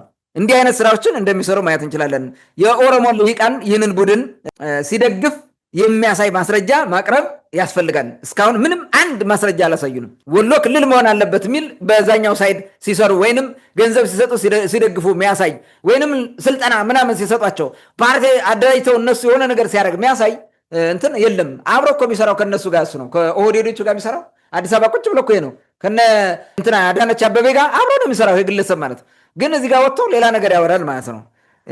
አስመሳይ ቀጣፊ የሚያቀርቡት ክሱን ወይንም ስም ማጥፋቱን ስለሆነ ክስ ወይም ስም ማጥፋቱ ደግሞ ወንጀለኛነት ወይም ድርጊቱ መሆኑን አያሳይም። ልክ ለቅማንት እንደሚያደርጉት ማለት ነው። በተደጋጋሚ ሲያደርጉ እንደነበሩት ነው ያደረገው ማለት ነው። ከዲሞናይዜሽን ቀጥሎ እንግዲህ ወሎ የሚጠብቀው ምንድነው? ጭፍጨፋ ነው ማለት ነው። ይረገጣል፣ ይታሰራል። ልክ እኛን ኮሚቴ እንዳደረጉት አሳደው አሰሩ ኮሚቴ ታገልን ሲፈቱ መጨረሻ ላይ ደግሞ ጭፍጨፋ መጣ ማለት ነው። እንዲህ አይነት ስራዎች ይሰራሉ። ሁለተኛውን የተናገረውን እንመልከተው። ምንድነው የሚለው? ሁለተኛው እዚሁ ቀጥሎ የተናገረው የቅማንትና አገው ሸንጎ ደግሞ በህወሓት የሚደገፉ ናቸው ብሏል። እንስማው። ይሄንም የቅማንትና አገው ሸንጎ ደግሞ ከትግራይ ፖለቲከኞች በተለይም ከህወሓት የሚደገፉ ናቸው። የቅማንት ህዝብ ያልተቋጨ ጥያቄ እንዳለው እናውቃለን። ያልተቋጨ ጥያቄ አለው። ጥያቄው ደግሞ የተነሳው በዘመነ ወያኔ ነው እንጂ በዘመነ ብልጽግና ወይንም በዘመነ ሲሳይ መንግስቴ አይደለም። እነ ሲሳይ መንግስቴ ከወያኔነት ወጥተው በመጡበት ዘመን አይደለም። የቅማንት ጥያቄ ከ1985 ዓ.ም ጀምሮ የቀጠለ ነው። ተጠናክሮ የቀጠለው ደግሞ 2000 ላይ ነው። 1999 የህዝብና ቆጠራ መሰረዛችን ምክንያት ነው። የቅማንት ህዝብ ያልተቋጨ ጥያቄ አለው። የአገው ህዝብ ያነሳ የክልልነት ጥያቄ አለው። ይህን ለማፈን የተለመደውን ዲሞናይዜሽን ተግባር ላይ ማዋል አለበት። ያው በሚከረፋ አንደበቱ ወጥቶ ይህን ያክል ያቀረሻል ማለት ወጥቶ እንደፈለገ ይናገራል ማለት ይሄ የፕሮፓጋንዲስት ስለሆነ ያን ስራ ይሰራል። እንግዲህ በአንድ በኩል በጎንደር የቅማንት ህዝብ እንዳለ እዛው ቪዲዮ ላይ አምኖ ተናግሯል። የቅማንት ህዝብ አለ ጎንደር ላይ ይላል። እንዲያውም አገዎቹም ሳይኖሩ አይቀርም ይላል። የአገው ህዝብ እንዳለ ተቀብሎ እንዲያውም የመብት በኑሮ ራሱ ችግር ውስጥ እንዳሉ ይነግራል። ከኦፍላ በኩል ከኮረም ወደ ሰቆጣ የሚሄድ መንገድ እንኳን አስፋልት አልተሰራም፣ ደረጃ የጠበቀ አይደለም፣ ከላሊበላ ወደዛ የሚሄደውን ደረጃ የጠበቀ አይደለም ብሎ ይናገራል። በተመሳሳይ ቪዲዮ ግን ደግሞ የአገው ህዝብ ጥያቄ ክልልነት ሲጠይቅ ይሄንን ለመፍታት ማለት ነው ክልልነት ሲጠይቅ ይቃወማል። ትልቅ ራስ ምታት ይሆናል። ለምን እሱ አማራነትን ጠይቋል። ከራያነት ወጥቶ አማራ ነኝ ስላለ አገውም አማራ እንዲል ይፈልጋል። አለበለዚያ በአገውነት መቆም ለሱ ስጋት ነው ማለት ነው። ያሳፍረዋል። አማራነት ችግር ይመጣበታል ማለት ነው። ይህን ለማድረግ ነው ይህ ሰውዬ እንግዲህ እያደረጋለሁ የፖለቲካ ሴራውን እየሰራ ያለው ማለት ነው። እንግዲህ በአንድ በኩል ይህን ያደርጋል። የአገው ህዝብ እንዳለ የአገውን ህዝብ ተቀብለ ህዝቡን እንደ ህዝብ እንዳለ ወይንም እንደ ኤግዚስተንሱን ተቀብለ የመብት ጥያቄ ሲያነሳ ማፈንና ወያናይዝድ ማድረግ ወይንም ዲሞናይዝ ማድረግ የተለመደ የአማራ ልሂቃን የሴራ ፖለቲካ ነው። ይሄ በጣም የሚታወቅ ነው። እንግዲህ ሰው በዚሁ ቪዲዮ ላይ ቅድም እንዳልኩ ያን ሁሉ ብሎ ተመልሶ ሲራገም ምን ያክል ሞራል እንደሌለው ኢንቴግሪቲ እንደሌለው የሚያሳይ ነው ማለት ነው። የሚፈልጉት እንደ ነገደ ወይጦው አገውም ቅማንቱም አርጎባውም የወሎ ኦሮሞውም ጸጥ ብሎ እንዲቀበልና የአማራ ልሂቅ የሚያልመውን አማራ እንድንቀበል በቃ አማራ እንድንሆንለት ነው ፈልገው ወይ ደግሞ ራያውን ወደ አማራነት ይዞ ስለመጣ እኛ የዛ ክፍል ብለን ተደፍጠን አማራ እኮ አቃፊ ነው ብለን በአማራ ፎጣ ውስጥ ገብተን እንድንታቀፍ በአማራ እንቅልባ ውስጥ ገብተን እንድንታዘል አይነት ነገር ስራ እየሰራ ስለሆነ ነው። ሌላው ነጥብ ደግሞ ምን እንዳለ እንየው። ሌላ ነጥብ አንስቷል። ሁለቱም ይላል እንግዲህ ሁለቱ ሲል ምን ማለት ነው? ህወሓትና የኦሮሞ ጽንፈኞች ስላለ እሱ ባለው ማለት ነው። የኦሮሞ ጽንፈኛና ህወሓት ይላል እነዚህን ተጠቅመው እኛን ቅማንቶቹን አገዎቹን የወሎውን ህዝብ ወይም እንቅስቃሴ የሚመሩትን ተጠቅሞ አማራን ለመከፋፈልና ለመበታተን እየሰሩ ናቸው። ህወሓት አማራን በጠላትነት ፈርጆ የተነሳ ነው። አክራሪ የኦሮሞ ፖለቲከኞችም አማራን ነፍጠኛ ብለው ተነስተዋል ይላል። እንስማው ይሄን። ስለዚህ ሁለቱም ፖለቲከኞችን ተጠቅሞ አማራን መከፋፈል፣ አማራን መበታተን። ለምን? ህወሓት አማራን በጠላትነት ፈርጆ የተነሳ ቡድን ነው። የአክራሪ ኦሮሞ ፖለቲከኞችም አማራን ነፍጠኛ ብለው የፈረጁና በጠላትነት የሚመለከቱ ናቸው። የኦሮሞን ክልል እኮ ከአማራ ለማጽዳት እየሰሩ ያሉ ናቸው። ወለጋ ላይ ይህን ያህል የሚያፈናቅሉት እነሱ ናቸው። ሌሎች የኦሮሞ አካባቢዎችም ላይ አማራ ተረጋግቶ እንዳይኖር የሚያደርጉት ይህን ስለሚፈልጉ ነው። ኦኬ። ከዚህ ጋር በተያያዘ ቅማንት፣ አገው፣ አርጎባ፣ ወይጦ የሚባሉ ህዝቦች አሉ የሉ ቢል ጥያቄ መጠየቅ ያስፈልጋል። የመጀመሪያው ማለት ነው እነዚህን ህዝቦች የሚመራቸው የኦህዴድ ነው ወይም ደግሞ አክራሪ ኦሮሞ ነው ወይ ደግሞ እንትና ወያኔ ነው ብለህ ለመናገር መጀመሪያ እነዚህ ህዝቦች አሉ የሉም የሚለውን ጥያቄ መመለስ ያስፈልጋል ማለት ነው። ቅማንት አለ፣ አገው አለ፣ አርጎባ አለ፣ ወይጦ አለ፣ የወሎ ኦሮሞ አሉ፣ የወሎ ህዝብ እንደ ህዝብ አለ ብለህ ካመንክ እነዚህ ህዝቦች ጥያቄ ቢጠይቁ እንዴት ነው ከወያኔ ጋር ውስጥ ለምታገናኘው? እንዴት ነው ከኦሮሞ ጋር ውስጥ ለምታገናኘው? ይሄ መሰረታዊ ጥያቄ ነው። መልሱ አሉ ከሆነ የሉም እንደማይል እርግጠኛ ነኝ። ምናልባት ነገደ ወይጦ የሚባል የለም ሊል ይችላል። ከዛ ውጭ ግን ሌሎቹን የሉም ሊል አይችልም። አሉ ከሆነ ከመለሰልህ ቀጥሎ የሚነሳው ጥያቄ እነዚህ ህዝቦች በአማራነት ሞግዚትነት እንዲተዳደሩ ማን ነው የፈቀደው? ማን ነው እዛ ውስጥ አማራነት ውስጥ ገብተው እንዲጨፈለቁ የፈቀደው? ማን ነው? ህገ መንግስቱ ነው? ማን ነው? ተፈጥሮ ነው? ማን ነው የፈቀደው? የአማራ ልሂቅና የነሱ ቅዠት ብቻ ነው የፈቀደው እንደዛ እንድንሆን ማለት ነው። ስለዚህ ይሄ ቀውስ እንደሆነ ትክክል እንዳልሆነ ማየት እንችላለን። እነዚህ ህዝቦች የራሳቸውን ክልል ሲመሰርቱ የሚፈርስ አማራ ምን አይነት አማራ ነው? ኮስችን ቅድም ካነሳው ጋር ይሄዳል። ለምን አማራው ራሱ ቅማንትነቱን ይፈልገዋል። አገው የነበረው አገውነቱን ይፈልገዋል። ኦሮሞ የነበረው ኦሮሞነቱን ይፈልገዋል። ይህን መፍቀድ አይፈልጉም። ለምን እሱ ራሱ ከራያ መጥቷላ። ራያ መጥቶ ያተርፈኛል በለው አማራነት ችግር ውስጥ ከወደቀበት ያው ይንጠራወዛል ማለት ነው። አሁን በዚህ እሱን ለማቆም የሚታገለው። ስለዚህ ይህንን በደንብ አድርገን ማየት ያስፈልገናል ማለት ነው። እነዚህ ህዝቦች በአማራነት እንጂ በራሳቸው ማንነት ራሳቸውን በክልልነት አታስተዳድሩም በማለት የፊውዳል ዘመን ድንቁርና ላይ ተንጠልጥሎ የቀረው ሲሳይ መንግስቴ ነው። ህዝቦች አሉ ካልክ ህገ መንግስቱ እኩልነትን ከፈቀደ የእነዚህን ህዝቦች ክልልነት ለምን ትከለክላለህ? ይሄ የትኛው ህግ ነው የሚጠቅሰው? የህግ ምሁር ነኝ ይላል ሰውዬው አይደል? እስኪ ንገረኝ፣ የትኛው ህግ ነው የትኛው ህገ መንግስት ድንጋጌ ነው እነዚህን ህዝቦች የሚከለክለው? ነው በፕሮሲጀር በአሰራር ምናምን ያ ምክር ቤት የላችሁም ምናምን። ምክር ቤት የሌለው ከሆነስ የጠየቀ ህዝብ ታፍኖ ይቀራል እንደ ጥያቄው? ህገ መንግስቱ በዛ በኩል ክፍተት ካለው ታስተካክላለህ እንጂ የህገ መንግስቱን ክፍተት ተጠቅመህ ህዝብ ታፍናለህ እንዴ? ዋይ ሃው እንዲህ ነው እንደ ምሁርነት እንዴ? ይሄ ትልቁ በሽታቸው ይሄ ነው። እነዚህን ህዝቦች አፍነን ለማስቀርባት ሄደ የፊውዳል ድንቁርና አምጥተን የወሎ ህዝብ አማራነትን አልፈልገውም እኔ ወሎዬነቴን ነው የምፈልገው ካለ ማን ይከለክለዋል? የትኛው ህግ ድንጋጌ ነው የሚከለክለው? ወሎዬነቴ ነው በቃ የኔ ማንነት መገለጫ ካለ ማለት ነው። ብሔር እኮ ማንነት ነው አይደል እንዴ? ብሔር የሚለው ማንነት ነው። ግዴታ ቋንቋ ኖረ አልኖረ የሚል አይደለም። ማንነቴ ወሎዬነት ነው ካለ የወሎ ህዝብ ማንም የከለክለው? የትኛው ህገ መንግስት ድንጋጌ ነው ወሎዬነት ማንነት ሊሆን አይችልም የሚላለ? የት ነው ያመጡት እነዚህ?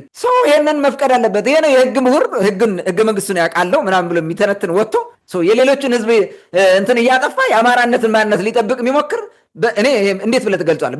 በምን ቋንቋ ትገልጸዋለህ? እንዲህ አይነት ግለሰብ ማለት ነው። ይህ ያበደ ነው። ለወሎ ህዝብ መብቱን ስጥ። በቃ የወሎ ህዝብ ራሱ ህዝብ ይወስን። ምን አገባህ አንተ? ሲጀምር ማለት ምን አገባህ? ከቻልክ መደራደር ነው፣ ድርድር ነው፣ መቅረብ፣ መደራደር፣ ፖለቲካውን የበላይነት ወስደ ማስተማር፣ የወሎ ህዝብ አማራነትን እንዲወደው ማድረግ ነው። ያ ነው በአማራነቱ እንዲኮራ ማድረግ ነው የወሎን ህዝብ እንጂ የወሎን ህዝብ አጥፍቼ ምናምን የሚለው ነገር እንዴት ነው ሊመጣልህ ይችላል? የእነዚህን ህዝቦች ማንነት ለማጥፋት ከወያኔና ከኦሮሞ አክራሪ ፖለቲከኞች ጋር አጋብቶ መዝፈን የእንትን ይሄ ምንድነው የቀውስ ነገር ነው። ይሄ የአማራ ልሂቃን የተደናቆረ ኋላ ቀር የፊውዳል ፖለቲካ ነው። ኋላ ቀር የሆነ ፖለቲካ ነው እንዴ የሌለ። እኛ ሳንጋባ እነሱ አጋብተው እንዴት ይድሩናል? እንዴት ይዘፍናሉ እነሱ? ይሄ ትክክል አይደለም ማለት ነው።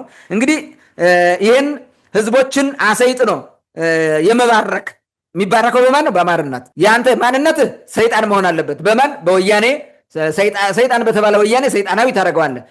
አክራሪ ኦሮሞ በተባለ ሰይጣን የወሎን ህዝብ ሰይጣናዊ ታደርገዋለህ። ከዛ በኋላ በአማራነት ትባርከዋለህ ማለት ነው።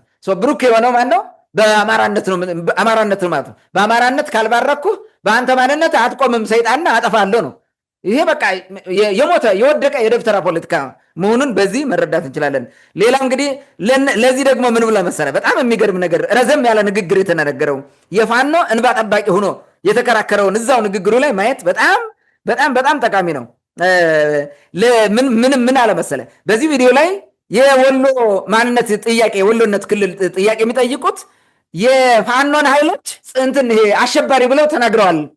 በአሸባሪነት የመፈረጅ መብት የላቸውም። ይሄ ትክክል ነው፣ እንትን ይሄ ትክክል አይደለም፣ ያስከስሳል ብለው ሁሉ ተከራከረ። ለእንትኑ ያለው ይሄ ሲምፓቲ ለፋኖነት በቃ ይሄ ነው ብለህ አትገልጸውም ማለት የተናገረው እንስማው። ወሎ ውስጥ ያሉ ታጣቂዎች ረብሸውን እንጂ ከ46 በላይ ስራ አስኪያጆችም ይሾሙ እንደነበረ ገልጿል። እሱ ብቻ አይደለም፣ የወሎ ውስጥ ያሉ ታጣቂዎችን ወይም ፋኖችን በአጠቃላይ አሸባሪዎች ብሎ ነው የፈረጀው። አንደኛ የሰው የሚለውን ነገር ከህግ አኳያ ይገነዘባል፣ ይረዳ ነው። መንግስት እንኳ አሸባሪ ብሏቸው እኮ አያውቅም። አሸባሪ ብሎም አልፈረጃቸውም። ጽንፈኞች፣ እንደዚህ ታጣቂዎች እያለ ነው የሚገልጻቸው። እሱ ማን ነውና አሸባሪ ብሎ የሆነ ታጣቂ ቡድን የሚፈርጀው? እንዲህ አይነቱ ነገር ምን ያስብላል መሰለ? የምትተማመንበት ከኋላዋ ከጀርባዋ የሚተማመንበት እንትን ያላት በግ ወይም ጠባቂዋን የተማመነች በግ ላቷን ወይም ጭራዋን ከውጭ ታሳድራለች ይባላል። እንደዛ ይመስላል። በቃ እንደፈለገው እንደ ልቡ የሚናገረው የሆነ አይዞህ ሂድና እንዳሻ እንደፈለግሁን ያለው አካል ወይም ሰው ያለው ይመስላል። እና አንዱ ትልቅ ስህተት እየሰራ ያለው ይሄ ነው። ከህግ አኳያ ነውር ነው አይባልም። በህግ ወይም በሚመለከተው አካል በፓርላማ አሸባሪ ተብሎ ያልተፈረጀን አካል አሸባሪ ብለህ መግለጽ በራሱ ከህግ አኳያ ተጠያቂነት ያስከትላል። ልክ አይደለም። ለዛ ነው የመንግስት አካላት የመንግስት ባለስልጣናት ጽንፈኛ የተለያየ ስያሜ ይገልጻሉ እንጂ አሸባሪዎች ብለው ደፍረው ሲናገሩ ማንሰማው። እንግዲህ የመንግስት ቃል አቀባይ እንኳን በዚህ መልክ ሲገልጽ ሰምቼ አላውቅም በጽሁፎቹም በመግለጫዎቹምና እሱ ብቻ አይደለም አንዳንድ የክልሉ አመራሮች ከነዚህ አሸባሪ ኃይሎች ጋር አብረው የሚሰሩ እጃቸው ያለበት ብለው በድፍረት ይናገራል። እንዴት ነው የሚያስበው የሰውዬ? ምንድነው እያለ ያለው የሚለውንም እኔ የአማራ ክልል መንግስት አመራሮች፣ ፖለቲከኞች ይህን ነገር በጥንቃቄ ማየት መሆን ያለባቸው ይመስላል። ስለዚህ ፋኖን ለምን አሸባሪ አላችሁት? ፋኖ ጽንፈኛ እንጂ አሸባሪ አይደለም። መንግስት እኮ እንደዛ ብሎ ጠርቶት አያውቅም። ህዝቡ አሸባሪ ነው ካለስ አሸባሪ ነው ካለ አንተ ምንድነው የምትለው? ስም ማውጣት መንግስት ፎርማል ብቻ ነው እንዴ? ኢንፎርማልም ስም ይወጣለታል። እኔ ፋኖን አሸባሪ ነው እላለሁ። ምንድነው የምታመጣው? አሸባሪ ነው እከሳለሁ እኮ ነው ያለው። ታውቃለህ አይደል? ይሄ ያስከስሳል። ማንም የሚከሰው ፋኖ የወሎነት ክልል የሚጠይቁ ሰዎች ፋኖን አሸባሪ ስላሉት ይሄ በህግ ያስጠይቃል አለ። ለምንድነው ለፋኖ እንባ ጠባቂ የሆነው? ዋይ መሰረታዊ ነገሩ ምንድነው? ፋኖ የሚባለው ሌሎችን ህዝቦች ጨፍልቆ ቅማንቱን አገውን እየጨፈለቀ አማራነትን ለማስቀጠል የቀጠለ ስለሆነ ማለት የሚታገለው ለዛ ስለሆነ ማለት ነው። ስለዚህ ከዚህ ሰውዬ ጋር ማች ያደርጋል ሀሳቡ። የፋኖ ደጋፊ ነው። እንዲያውም ምን ይላል መሰለ እዚሁ ንግግሩ የአማራ ክልል አንዳንድ መሪዎቹ ከፋኖ ጋር አብረው ይሰራሉ ብለው ተናግረዋል። ስለዚህ ክልሉ እርምጃ መውሰድ አለባቸው። እንደዚህ ያለ እንዴ አማራ ክልል ፋኖ ያልሆነ ባለስልጣን አለ እንዴ? ያልሆናል እንዴ? እነ ደሳሌ ጣሰው እነ ምናምን ኢቭን ይሄ ሰውዬ ራሱ ዋና ፋኖ አይደል እንዴ? ራሱ ይሄ እንትን ሲሳይ መንግስቴ ሌላው በሙሉ ማለት ሜቢ አንዳንድ ፌደራል ላይ ያሉ ፋኖ ያልሆኑ ሰዎች ሊኖሩ ይችላሉ። ፋኖ ያልሆነ አማራ ክልል ውስጥ ባለስልጣን ግን አታገኝም። አረጋ ከበደን ልታወጣው ትችላለህ እዚህ ውስጥ። ከዛ ውጭ ግን አብዛኛው ማለት ነው 90% የሚሆነው ፋኖ ነው፣ በስራውም በተግባሩም። ይህን የፌደራል መንግስቱ አሳምሮ ያውቃል፣ ራሱም ያውቃል በደንብ አድርጎ። ለፖለቲካ ወጥቶ ነው የተናገረው ማለት ነው። በጣም ነው የሚገርመኝ። ምን ማለት ነው የሚለው ይሄ በጣም እንትን ነው። ፋኖ ለአማራ ጽንፈኛ ልሂቃን ብሔር ማጥፊያ ዋና መሳሪያ ሆኖ ስለሚያገለግል ወይንም የታጠቀ ኃይል ስለሆነ እሱን በጣም ሲምፓቴቲክሊ ይወዱታል ማለት ነው። ለመሆኑ እውነተኛ ተላላኪ ማን ነው የሚል ጥያቄ እዚህ ጋር ማንሳት እፈልጋለሁ። እዚህ ጋር በተያዘ ተላላኪ ስላሉት ማለት ነው። የሻዕቢያ ተላላኪ ማን ነው? ፋኖ አይደለም። የወያኔ ተላላኪ ማን ነው? ፋኖ አይደለም። አሁን እነገዱ አይደለም። የግብፅ ተላላኪው ማን ነው? ፋኖ አይደለም። ከግብፅ ጋር አብሮ የሚሰራው ከሻዕቢያ ጋር አብሮ የሚሰራው ግብፅን ለግብፅም ኢቭን ለሶማሌ እኮ ብሏል። ሶማሌና የኢትዮጵያ መንግስት ተጣልቶ በነበረበት ጊዜ ማለት ነው። ኢቭን ለኦህዴዱ ተላላኪ ማን ነው? የኦህዴዱ ተላላኪ እነሱ ማለት ነው። ለኦሮሞ አክራሪ ይሉታል አይደል? ለኦህዴዱ ማን ነው የሚላላከው? ዋናው የአማራ ልሂቅ ነው። ለዚህ በመላላክ የሚታወቀው የአማራ ልሂቅ ነው። ግን እነሱ ምንድናቸው? ቅዱስ ናቸው። እነሱ የሚያደርጉት ርኩስ አይታይም፣ ለሌላው ቅዱስ ነው። ሁልጊዜ የተቀደሱ ናቸው ማለት ነው። የሌላው እንትን ማድረግ ነው። ዛሬ ፋኖ ከወያኔና ከሻዕቢያ ጋር ተጣምሮ ስራ እየሰራ ነው። ታዲያ ለምንድን ነው ፋኖ አርበኛ ተደርጎ በዚህ ደረጃ ወንጀለኛ ሆኖ እያለ ወንጀለኛ አላችሁት? ለምን እንደዛ አደረጋችሁት? በወንጀል እንጠይቃቸዋለን አሸባሪ ያላችሁት የምትለው ምን ማለት ነው እንዴ? ከሻዕቢያ ጋር አብሮ ከሰራ አሸባሪ እኮ ነው። ከግብፅ ጋር ከሰራ አሸባሪ ነው። የአሸባሪነት ስራ እኮ ነው የሚሰራው። ሌላ ምን ይሰራል? ይሄ እኮ ግልጽ ነው። ሊበሏት ያሰባትን አሞራ ጅግራ ናት ይሏታል አለው። እንግዲህ ጅግራ ነው። አዮ ሊበሉት ፈልገዋል። ለራሱ ሊጠቀሙበት ስለሆነ እነሱ ያቋቋመት ስለሆነ ነው። ባይ ዘ ወይ ፋኖ ነው። አንድ ነጥብ ላንሳ በዚህ ጉዳይና እንትን ልበለው ለማጠቃለል ለሞክር። የመጨረሻ አንድ ነጥብ ሰውየው ከተናገረው ምን ይላል? ስለዚህ የሁለቱ አካላት ከጀርባ መኖር በየመድረኩ እነዚህን ኃይሎች ይላል የቅማንትንም የአገውንም የወሎ ክልልነት ጥያቄ አንቀሳቃሾችን ማለት ነው በየመድረኩ እየሄዱ እንዲጮሁ በየሚዲያው እየተገኙ የአማራን ህዝብና የአማራን ፖለቲከኞች ለማሳጣት ሌት ተቀን እንዲሰሩ አድርጓቸዋል። እንስማውንም። ስለዚህ የሁለቱ አካላት ከጀርባ መኖር ነው እነዚህን ሰዎች የልብ ሰጥቷቸው በየመድረኩ እየሄዱ እንዲጮሁ በየሚዲያው እየተገኙ የአማራን ህዝብና የአማራን ፖለቲከኞች ለማሳጣት ሌት ተቀን ሲሰሩ የምታየውና ኦኬ። ትልቁ ችግሩ ይሄ ምንድን ነው ብለህ ጠይቀው። አሁን ይሄን ልብ በል። የነዚህ አካላት መኖር ነው የቅማንትን ጥያቄ ያስነሳው። የነዚህ አካላት ከበስተጀርባ መኖር ነው የወሎን የክልልነት ጥያቄ ያስነሳው። የወያኔ ከበስተጀርባ መኖር ነው አገዎቹን የክልልነት ጥያቄ ያስነሳው ብለህ መናገር በህዝብ ላይ ንቀት ነው። ዛሬም ነገም ከነገ በኋላም ትልቅ ንቀት እያሳዩ መሆናቸውን የምታየው ይሄ ነው። ድሮም እንደዛ ስለሆነ ማለት ነው በህዝብ ላይ እንግዲህ ህዝቦችን እነዚህ አሁን የተባሉ ህዝቦች ላይ አገዎቹ፣ ቅማንቶቹ፣ የወሎ ህዝብ ማለት ነው ሌላም ህዝብ ካለ እዚህ ውስጥ አምጣውና እነዚህ በራሳቸው ክልልነት ማንሳት አይችሉም በተላላኪ ካልሆነ ማለት ነው። አየሁ ተላላኪው ነው እንጂ በራሳቸው ጊዜ መብታቸውን አይፈልጉትም ማለት ነው። አየሁ ህዝቦቹን በእነሱ ተላላኪነት ልክ ለመፈረጅ የመጣ ነው። እነሱ ተላላኪ ስለሆኑ ሁልጊዜም በተላላኪነት ልክ ነው የሚያዩት። ሌቦች ሲሆኑ በሌብነት ነው የሚፈርጅ ማንም ማለት ሌባ የሆነ ሰው ሁልጊዜ ሌላውን ሌባ እያለ የሚሰድበው። ተመሳሳይ ደግሞ እነዚህ ተላላኪ ስለሆኑ የተላላኪ ነገር ነው የሚያመጡት ማለት ነው። ቅማንት፣ አገው፣ ወሎየው በራሱ ህሊና አያስብም እያለን እኮ ነው። ደንቆሮ ነው እያለን ነው። አይረባም ማለት ነው። ስለ መብቱ አይከራከርም። ከበስተጀርባ ሌላ ሰው ነው የሚያናግረው፣ መሳሪያ ነው እያለ ነው። አየው ክላሽን ዝም ብለህ ብድግ አድርገህ እንደምትተኩሰው ሁሉ መተኮስ ነው እንጂ ራሱ አያስብም ብሎ እንደ ዕቃ ነው የሚቆጥርም ማለት ነው። አየህ አይደል?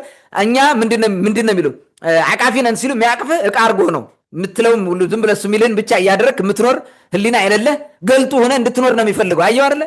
ይሄ ነው መሰረታዊ ነገሩ። ይሄ ነው እንግዲህ የአማራ ፖለቲከኞች ትምክተኞች ናቸው የሚያስብለው ማለት ቅማንቱ ራሱን ችሎ በራሱ ጥያቄ መጠየቅ መብቱን ማስከበር አይችልም ብለው ያምናሉ፣ ወያኔ ከሌለ በስተቀር ማለት። አገው ክልልነት የጠየቀው ወያኔ ስላለ ነው። እርሱ ማሰብ አይችልም። ጭቆናው ምናምን ብትረግጠው ብታደናቆረው፣ በቋንቋው እንዳይጠቀም ብታደረገው ዝም ነው የሚለው። ቅርሶቹ ምን ስትቀማ ሁሉ ዝም ነው የሚለው። ስለዚህ አይረባም ማለት ነው። አየሁ እንዴት አድርገው እንደሚያዋርዱ ማለት ነው። ሲሳደቡ በትልቁ ነው የሚሳደቡት። ታዲያ እነዚህ ትምክተኛ ካልተባለው ማን ነው ትምክተኛ የሚባለው? የአማራ ልሂቅ የሚባለው ትምክተኛ ነው፣ የአማራ ህዝብ አይደለም። የአማራ ልሂቅ የሚባለው ደብተራውም ይሄ የፖለቲካ ባለስልጣኑም ምሁር ነኝ የሚለው በሙሉ ትምክተኛ ነው። ከእኔ ሌላው ለአሳር ነው። እኔ ነኝ ማስበው እንጂ ሌላው ማሰብ አይችልም። እኔ ያልኩትን ብቻ ማድረግ አለበት። ካልሆነ ደግሞ እሱ በራሱ ከሄደ ወያኔ ነው ብለው ወይም ሰይጣን አደርገዋለሁ ብሎ ይሰራ። ታዲያ ይሄ ነው ትምክተኝነት እንጂ ሌላ ምን ትምክተኛ ያስብላቸዋል? ይሄ በጣም ትክክለኛ የትምክተኞች እንትን ነው። አሁን ይሄ የእነሱ የዲሞናይዜሽን ፕሮፓጋንዳ አንዱ አካል ነው ማለት ነው። ለአማራ ልሂቅ አንድን ተመሳሳይ ድርጊት አማራውና ሌላው ቢሰራው የክልልነት ጥያቄ ቢሆን ማለት ነው አማራው ቢጠይቅ አይቃወምም፣ ቅዱስ ነው። ቅማንቱ ሲጠይቅ እርኩስ ነው። እሱ ግን ደግሞ በአማራነት ክብር እያለ የዘምርላል አምጥቶ ክልል ውስጥ አድርጎ እየወቀጠ ማለት ነው። ሁሉንም እኮ በአማራ ክልል ውስጥ እንትን ያደረገው የተጨፈለቀው ህዝብ ሁሉ አማራ ነው ብለው የሚያስቡ ናቸው። ይሄ ሁሉ ስራ እየሰሩ ናቸው። አንተ ከሰራው ግን ኃጢአት ነው። እውነቱን ለመናገር አንተ ከሰራው ኃጢአት ነው። ከወያኔ ጋር ሄደ አንተ ከተገናኘ እርኩሰት ነው። እሱ ሲሄድ ደግሞ ቅዱስ ነው። ዘመነ ካሴ ሲሄድ ብሩክ ነው፣ ቅዱስ ነው። እንዲያውም ይመሰገናል ማለት ነው። ተው ይሄማ አሸባሪ አትበሉት፣ አይገባም፣ እንከሳቸዋለን እያለ ነው ማለት ነው ሰውዬ። የአማራ ልሂቃን ቀውስ ይህን ይመስላል። ታንኪዩ። መልካም እንግዲህ በሰውየው ንግግር ተነስቶ ብዙ ነገር ማለት ይቻላል። ዞሮ በተደጋጋሚ ስለ ተላላኪነት የሚያነሳው እንግዲህ የተላላኪነትን ጣዕምና መዓዛ የሚያውቀው ራሱ ተላላኪ የሆነ አካል ነው። በተደጋጋሚ የሚያነሳው ለዛ ይመስለኛል። በሌላ አባባል ተላላኪነት የኛ ስራ ብቻ ነው፣ ሌሎቻችሁ መላላክ አትችሉም እንደማለትም ይመስላል። የተላላከ ባይኖርም በሱ ሳቤ ከሌላ አካል ጋር ሰርተዋል ብሎ ስላሰበ ተላላኪ ብሎ መፈረጅ ፈልጓል። እንግዲህ የሚያውቀው ራሱ ነው። መጀመሪያ ዛሬ እየወጣ የሚወቅሰውን በሰይጣን ስሎም ስሙን የሚያጠለሸውን ወያኔ ራሱ ነበር አብሮት የነበረው ሲሰራ የነበረው። አሁን ደግሞ ከወዴት ጋር እየሰራ የኦሮሞ ጽንፈኞች ምናምን ይላል። ዞሮ ተላላኪነትን ራሱ ያውቀዋል ማለት ነው። ሌላው ፋኖና አሸባሪ ብለዋል ማለት ታዲያ ፋኖ አሸባሪ ያልሆነ ማን አሸባሪ ሊሆን ነው? አንደኛ ፋኖና አሸባሪ ማለት የሚያስከስስ ከሆነ ፋኖ መጀመሪያ ህጋዊ ነው ወይ ነው? ታዲያ አሁን ፋኖን አሸባሪ ብለህ ላለመናገር ፋኖ ራሱን ህጋዊ ድርጅት መሆን ነበረበት። ምንድነው ህጋዊ የሆነ እንትን እስከሌለው ድረስ አንተ በተቃራኒ ቆማ አሸባሪ ማለት ትችላለህ፣ የራስ ስሜት ስለሆነ። አሁን እሱ ከዛ አንጻር ተነስቶ ነው እንደዛ ያለው። ግን አሸባሪ ከራሳቸው በላይ ያለ ወይ ነው? አሸባሪነት እኮ የመብት ጥያቄ የሚያነሳ አይደለም። አሸባሪነት ጠበንጃ አንስተ ሌላውን በለው ማለት ነው። አሸባሪ ከዚህ በላይ ምን አሸባሪነት አለ? አማራው ቅማንት መኖሩን አለ፣ አገው መኖሩን አለ፣ ሌላው መኖሩን አለ። ግን አማራው ነው መቀጠል ያለብህ ማለት ከዚህ በላይ አሸባሪነት አለ ወይ? ይሄ እኮ ዘር ማጥፋት ነው፣ ሌላ ምንም እንትን የለው። እና ማለት አሁን ይህን ሰውዬ ላይ ብቻ ትኩረት አድርገን ያነሳ ነው የዚህን ሰውዬ ሀሳብ ብቻ ሳይሆን የሌሎችም የጋራ ንብረታቸው፣ የጋራ ስሜታቸው፣ የጋራ አንድነታቸው ስለሆነ ነው ይሄ ጽንፈኝነታቸው። እና ከዛ አንጻር ነው በስፋት ያነሳ ነው። እንግዲህ ብዙ ማለት ይቻል ነበር፣ ግን ከዚህ ንግግር በመነሳት በዚህ ሰውዬ አንደበት ሲነገሩ የነበሩ ለምሳሌ ቅማንትም ስሙ ተነስቷል፣ አገውም ተነስቷል፣ ወሎየውም፣ ሌሎችም ነገረ ወይጦም፣ ኦሮሞውም ሌላውም ተነስቷል። እና ምናልባት ከዚህ አንጻር እነዚህ ህዝቦች ሌላውን ብሔር ምን ያድርግ ነው? ምን ማድረግ አለበት ነው? ከነዚህ ጽንፈኞች ለመላቀቅ ከነዚህ ጽንፈኞች ነፃ ለመውጣት ምን ማድረግ አለበት የሚለውን ማንሳት ያለብን ይመስለኛል። ምክንያቱም እንደ ሰውየው እሳቤ ዝም ካላልክ እንመታለን የሚል አይነት ንግግር ስለሆነ ወደ አንተ ልምጣ። እንግዲህ የመጀመሪያው የአማራ ልሂቃንን ዘውዳዊነት እና ጨፍላቂነት በሚገባ መረዳት ነው። ሰዎቹ ያን ማድረግ ያስፈልጋል። የአማራ ልሂቃን ዘውዳዊ ነው፣ የፊውዳል ስርዓትን መመለስ ነው የሚፈልገው። ጨፍላቂ ነው። እኔ ብቻ ያልኩት ካልሆነ ነው በቃ እኔ ማድረገው ብቻ ቅዱስ፣ እናንተ የምታደርጉት ርኩስ ነው፣ እኔ ያልኳችሁን አድርጉ ነው የሚመነጨው። ይሄ ከዘውዳዊ ስርዓት ነው። እኔ ንጉስ ነኝ እኮ ነው፣ ሌላ ነገር የለም። ሰማይ አይታረስም ንጉስ አይከሰስም በሚለው መርህ ዛሬም እንትን ይላል። እሱ ነጋሽ ተኳሽና ቀዳሽ ስለሆነ ማለት አንተ አራሽ ነህ፣ በቃ እያረስክ እሱ መመገብ ብቻ ነው። እንደዛ አሁን እኮ ነው፣ ሌላ ነገር የለውም። ወደ ራስህ ንጉስ መሆን አትችልም፣ ነጋሽም መሆን አትችልም፣ ቀዳሽም መሆን አትችልም። ምቀድስልህ እኔ ነኝ፣ ምነግስብህ እኔ ነኝ፣ ምተኩስብህ እኔ ነኝ። አንተ ዝም በል እኮ ነው። እምቢ ካልክ ስምን አጥፍቼ ጨፈጭፋለሁ ነው። ይሄን መረዳት ያስፈልጋል ህዝቦች። የወሎም ህዝብ ይሁን ኢቭን የአማራ ህዝብ ይህን በደንብ አድርጎ መረዳት አለበት። በአማራ ክልል ውስጥ የተጨፈለቁ ህዝቦችም ሌላው ብሔር ብሔረሰብም ይህን በደንብ አድርጎ መረዳት አለበት። ዛሬ ሚዲያ ላይ ወጥተው ቢያላዝኑና ቅዱስ ቅዱስ ቢጫወቱ እንደ አማራ ልሂቃን ዘውዳዊ የለም፣ ጨፍላቂ ብሔር ጠል የለም። ይህን በደንብ አድርጎ ማወቅና መረዳት ይገባል እላለሁ። ሁለተኛ በጽናት ታግሎ ከአማራ ክልል የሞግዚት አስተዳደር መገንጠል ያስፈልጋል። ከአማራ ክልል ካልተገነጠልክ በዚህ ጨፍላቂ አስተሳሰብና በእንደዚህ አይነት ደናቆርት የተሞላ ክልል ውስጥ ኑረህ ትጠፋለህ። ይሄ ፋክት ነው። ምንም ልናደርገው ስለማንችል ማለት ነው። እንደነ ሲሳይ መንግስቴ አይነት ተምረው እንዳልተማረ የራሱን እንትን ፖለቲካ አሳምረ ለመቀጠል ወይም እሱ ከገባበት ቅርቃር ለመውጣት ሌሎች ይጥፉ ብሎ እኔ አማራ ስለሆንኩ ሌላው ቅማንት አማራ ይሁን ብሎ የሚታገል የደናቆርት ፖለቲካ የሚሰብክ ሰው ካልተገላገልክ ሁሌም ስትጨፈለቅ ነው የምትሆነው። እሺ አማራ ሆናለሁ ወይንም የሰጣችሁኝን እየቀጥላለሁ ብትል እንደ ነገደ ወይጦ ይደቁሳል፣ ያጠፋል። ፍጻሜን ነው የሚያጠፋ እየተከታተለ ማለት ነው።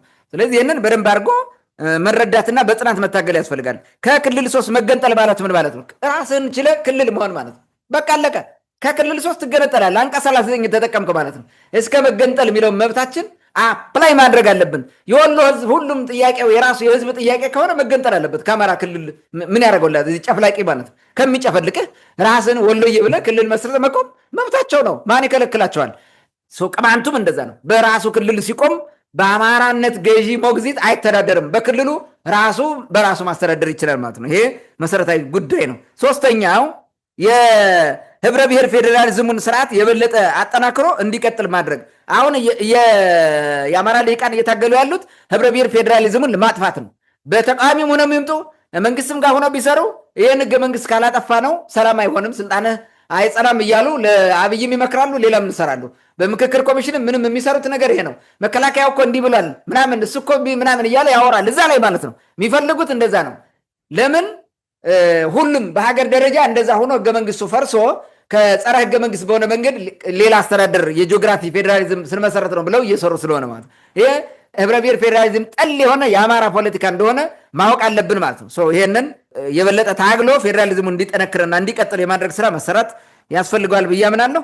ሌላው የአማራ ልሂቃን ተፈጥሯዊ ባህሪ ህዝቦቹን ለመሰልቀጥ የማይሄዱበት መንገድ እንደሌለና የሚሄዱበትም ራሱ የዲሞናይዜሽን መንገድ በሚዲያ ማጋለጥ፣ ይህን ፕሮፓጋንዳ ማለት እንዴት አድርገው ዲሞናይዝ እንደሚያደርግ ልክ እኛ እንደምናደርገው ሌሎችም ህዝቦች በጽናት መታገል ያለባቸው ይመስለኛል። የምር መታገል ያስፈልጋል።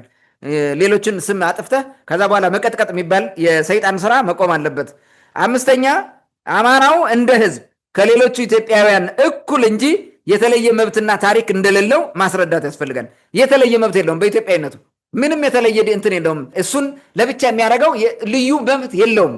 ቅማንት ህዝብ ነው፣ አማራም ህዝብ ነው። ነገደ ወይጦ ህዝብ ነው፣ አማራም ህዝብ ነው። ነገደ ወይጦን አማራን እንደ ህዝብነት ስገመገመው ለውጥ የለውም። የቁጥር መብለጥ ማነሳል ካልሆነ በስተቀር ማለት ነው። ስለዚህ ምንም በኢትዮጵያዊነት ምስረታ ራሱ ኮንትሪቢዩት በማድረግ እነዚህ ህዝቦች ቀደምት ናቸው። እንዳሙኩ ቀደምት ህዝቦች ናቸው። ይህን ሀገር መስርተው የኖሩ ጥንታዊ ህዝቦች ናቸው። ነገደ ወይጦቹ ምናምን ትልልቅ ህዝብ፣ ሰፊ ህዝብ የነበረ ሰልቅተው አጥፍተው ብዙ ነገር ካደረጉ በኋላ ዛሬ እኛ የበላይ ብቻ ነው የምንሆነው፣ እኛ ቀዳሽ፣ እኛ አንጋሽ፣ ነጋሽም ተኳሽም ብለው የሚመጡት ነገር ትክክል ስላልሆነ ይህን መታገል ያስፈልጋል ማለት ነው። ስለዚህ የአማራው ህዝብ ይህን አሳምሮ ማወቅ አለበት። ከገባበት ቀውስ መውጣት አለበት። ይሄ ተራራ ነኝ የሚለው ተራራው ፈርሶ ከሜዳው ጋር እኩል መሆን አለበት። ሜዳው መላው ኢትዮጵያ ህዝብ፣ ብሔር ብሔረሰብ ህዝቦች ናቸው። ከነዚህ ጋር እኩል መሆኑን ነው። ተራራው ከላይ ሆነ እንደፈለገ እንዲዘፍንብን እንደፈለገ እንዲያደርግ መፈቀድ የለበትም። እኔ ያን እናገራለሁ። ስለዚህ ተራራ ላይ የምትሉ ከተራራነታችሁ ውረዱና ከህዝቦች ጋር እኩል ሁኑ። ማንም ህዝብ የበላይ ማንም ህዝብ የበታች ሊሆን አይችልም። ለወደፊቱም አይሆንም። የምንታገለውም ለዛ ስለሆነ ማለት ነው። እስከ መጨረሻው የምንታገለው አይ እኔ በቃ ሁልጊዜ ቆራጭ ፈላጭ ሆኜ ነው የምቀጥለው ማለት ኢትዮጵያን እያፈረሰ ለመኖር ያቀደ ኃይል ነው። የአማራው ልሂቅ ይህን ነው ማስቀጠል የሚፈልገው። እኛ ወደ ፊውዳሊዝም የምንመለስበት ዘመን የለም በፍጹም። የምንታገሰው ዘውዳዊ ስርዓት የለንም፣ ሊመጣም አይችልም። ኔቨር። በቃ እያንዳንዱ በየቤቱ ንጉስ ይሁን። ሲሳይ መንግስቴ ከቤቱ ከሚስቱ ላይ ንጉስ ይሁን፣ እዛው ቤቱ ላይ ማለት ወጥቶ በእኛ ላይ ንጉስ ሊሆን አይችልም፣ አንፈቅድለትም። ሌላውም ህዝብ ላይ እንደዛ ሊሆን አይችልም። የአማራ ልሂቅ አገው ላይ እንዴት ይሰለጥናል? የአማራ ልሂቅ እንዴት ነው ቅማንቱ ላይ የሚሰለጥነው? እሱ ገዥ የሚሆነው እንዴት ነው? የቅማንት ያገው ልሂቅ ጠፍቶ ነው ዋይ? እሱን ማን ነው በእኛ ላይ ስልጣን የሰጠው? ማን ነው? እሱን ተፈጥሯዊ ነው ምንድን ነው? ይሄ ራሱ የፈጠረው ከእርሱን እየሞላ ለመቀጠል በአማራ ስም እየቀለደ እየዘረፈ ለመቀጠል የሚያደርገው ጥረት ስለሆነ ይሄን መታገል ያስፈልጋል ማለት ነው። በመጨረሻ በሀገሪቱ የህግ የበላይነት እንዲሰፍን መደረግ አለበት። የህግ የበላይነት ስለጠፋ ነው ይህን አማራጭ ተጠቅመው ቅማንትንም የቀጠቀጡት፣ አገዎችን የሚያሰቃዩት፣ የወሎ ኦሮሞችን የሚያሰቃየው፣ ሌላውንም የሚያሰቃየው የህግ የበላይነት ስላልሰፈረ ነው። የህግ የበላይነትና የህገ መንግስቱ በአግባቡ ቢከበር ኑሮ ይሄ ሁሉ አይሆንም። ስለዚህ የመጀመሪያው ነገር የህግ የበላይነት እንዲከበር መታገል አለብን። አገሪቱ ሰላም መሆን አለባት። ሰላም ካልሆነ ለእነዚህ ጽንፈኞችና ትምክህተኞች ምቹ ሁኔታ ይፈጥርላቸዋል፣ እንደፈለገ ለመጨፍለቅ ማለት ያን እያደረጉ ስለሆነ። ስለዚህ የመጀመሪያው ነገር ሰላም እንዲሆንና የህግ የበላይነት እንዲከበር መስራት አለብን እላለሁ። ታንኪዩ። መልካም ዘንድር እንግዲህ በመጨረሻ ላስተላለፍከው መልእክት ከልብ አመሰግናለሁ። ውድ አድማጭ ተመልካቾቻችን ለዛሬ የነበረን ውይይት ይመስል ነበር። አጠቃላይ እንግዲህ አማራ ጽንፈኞች የማይታከም በሽታ በሚል ያቀርብንላችሁ ሰፋ ያለ ውይይት ይህን ይመስላል። ሀሳብ አስተያየት ካላችሁ በዚህ ጉዳይ በውስጥ መስመራችን መላክ ትችላላችሁ። መልሰን ወደ እናንተ የምናደርስ ይሆናል። ለዛሬ የነበረን ውይይት ይህን ይመስል ነበር። መልካም ጊዜ ሁላችሁ።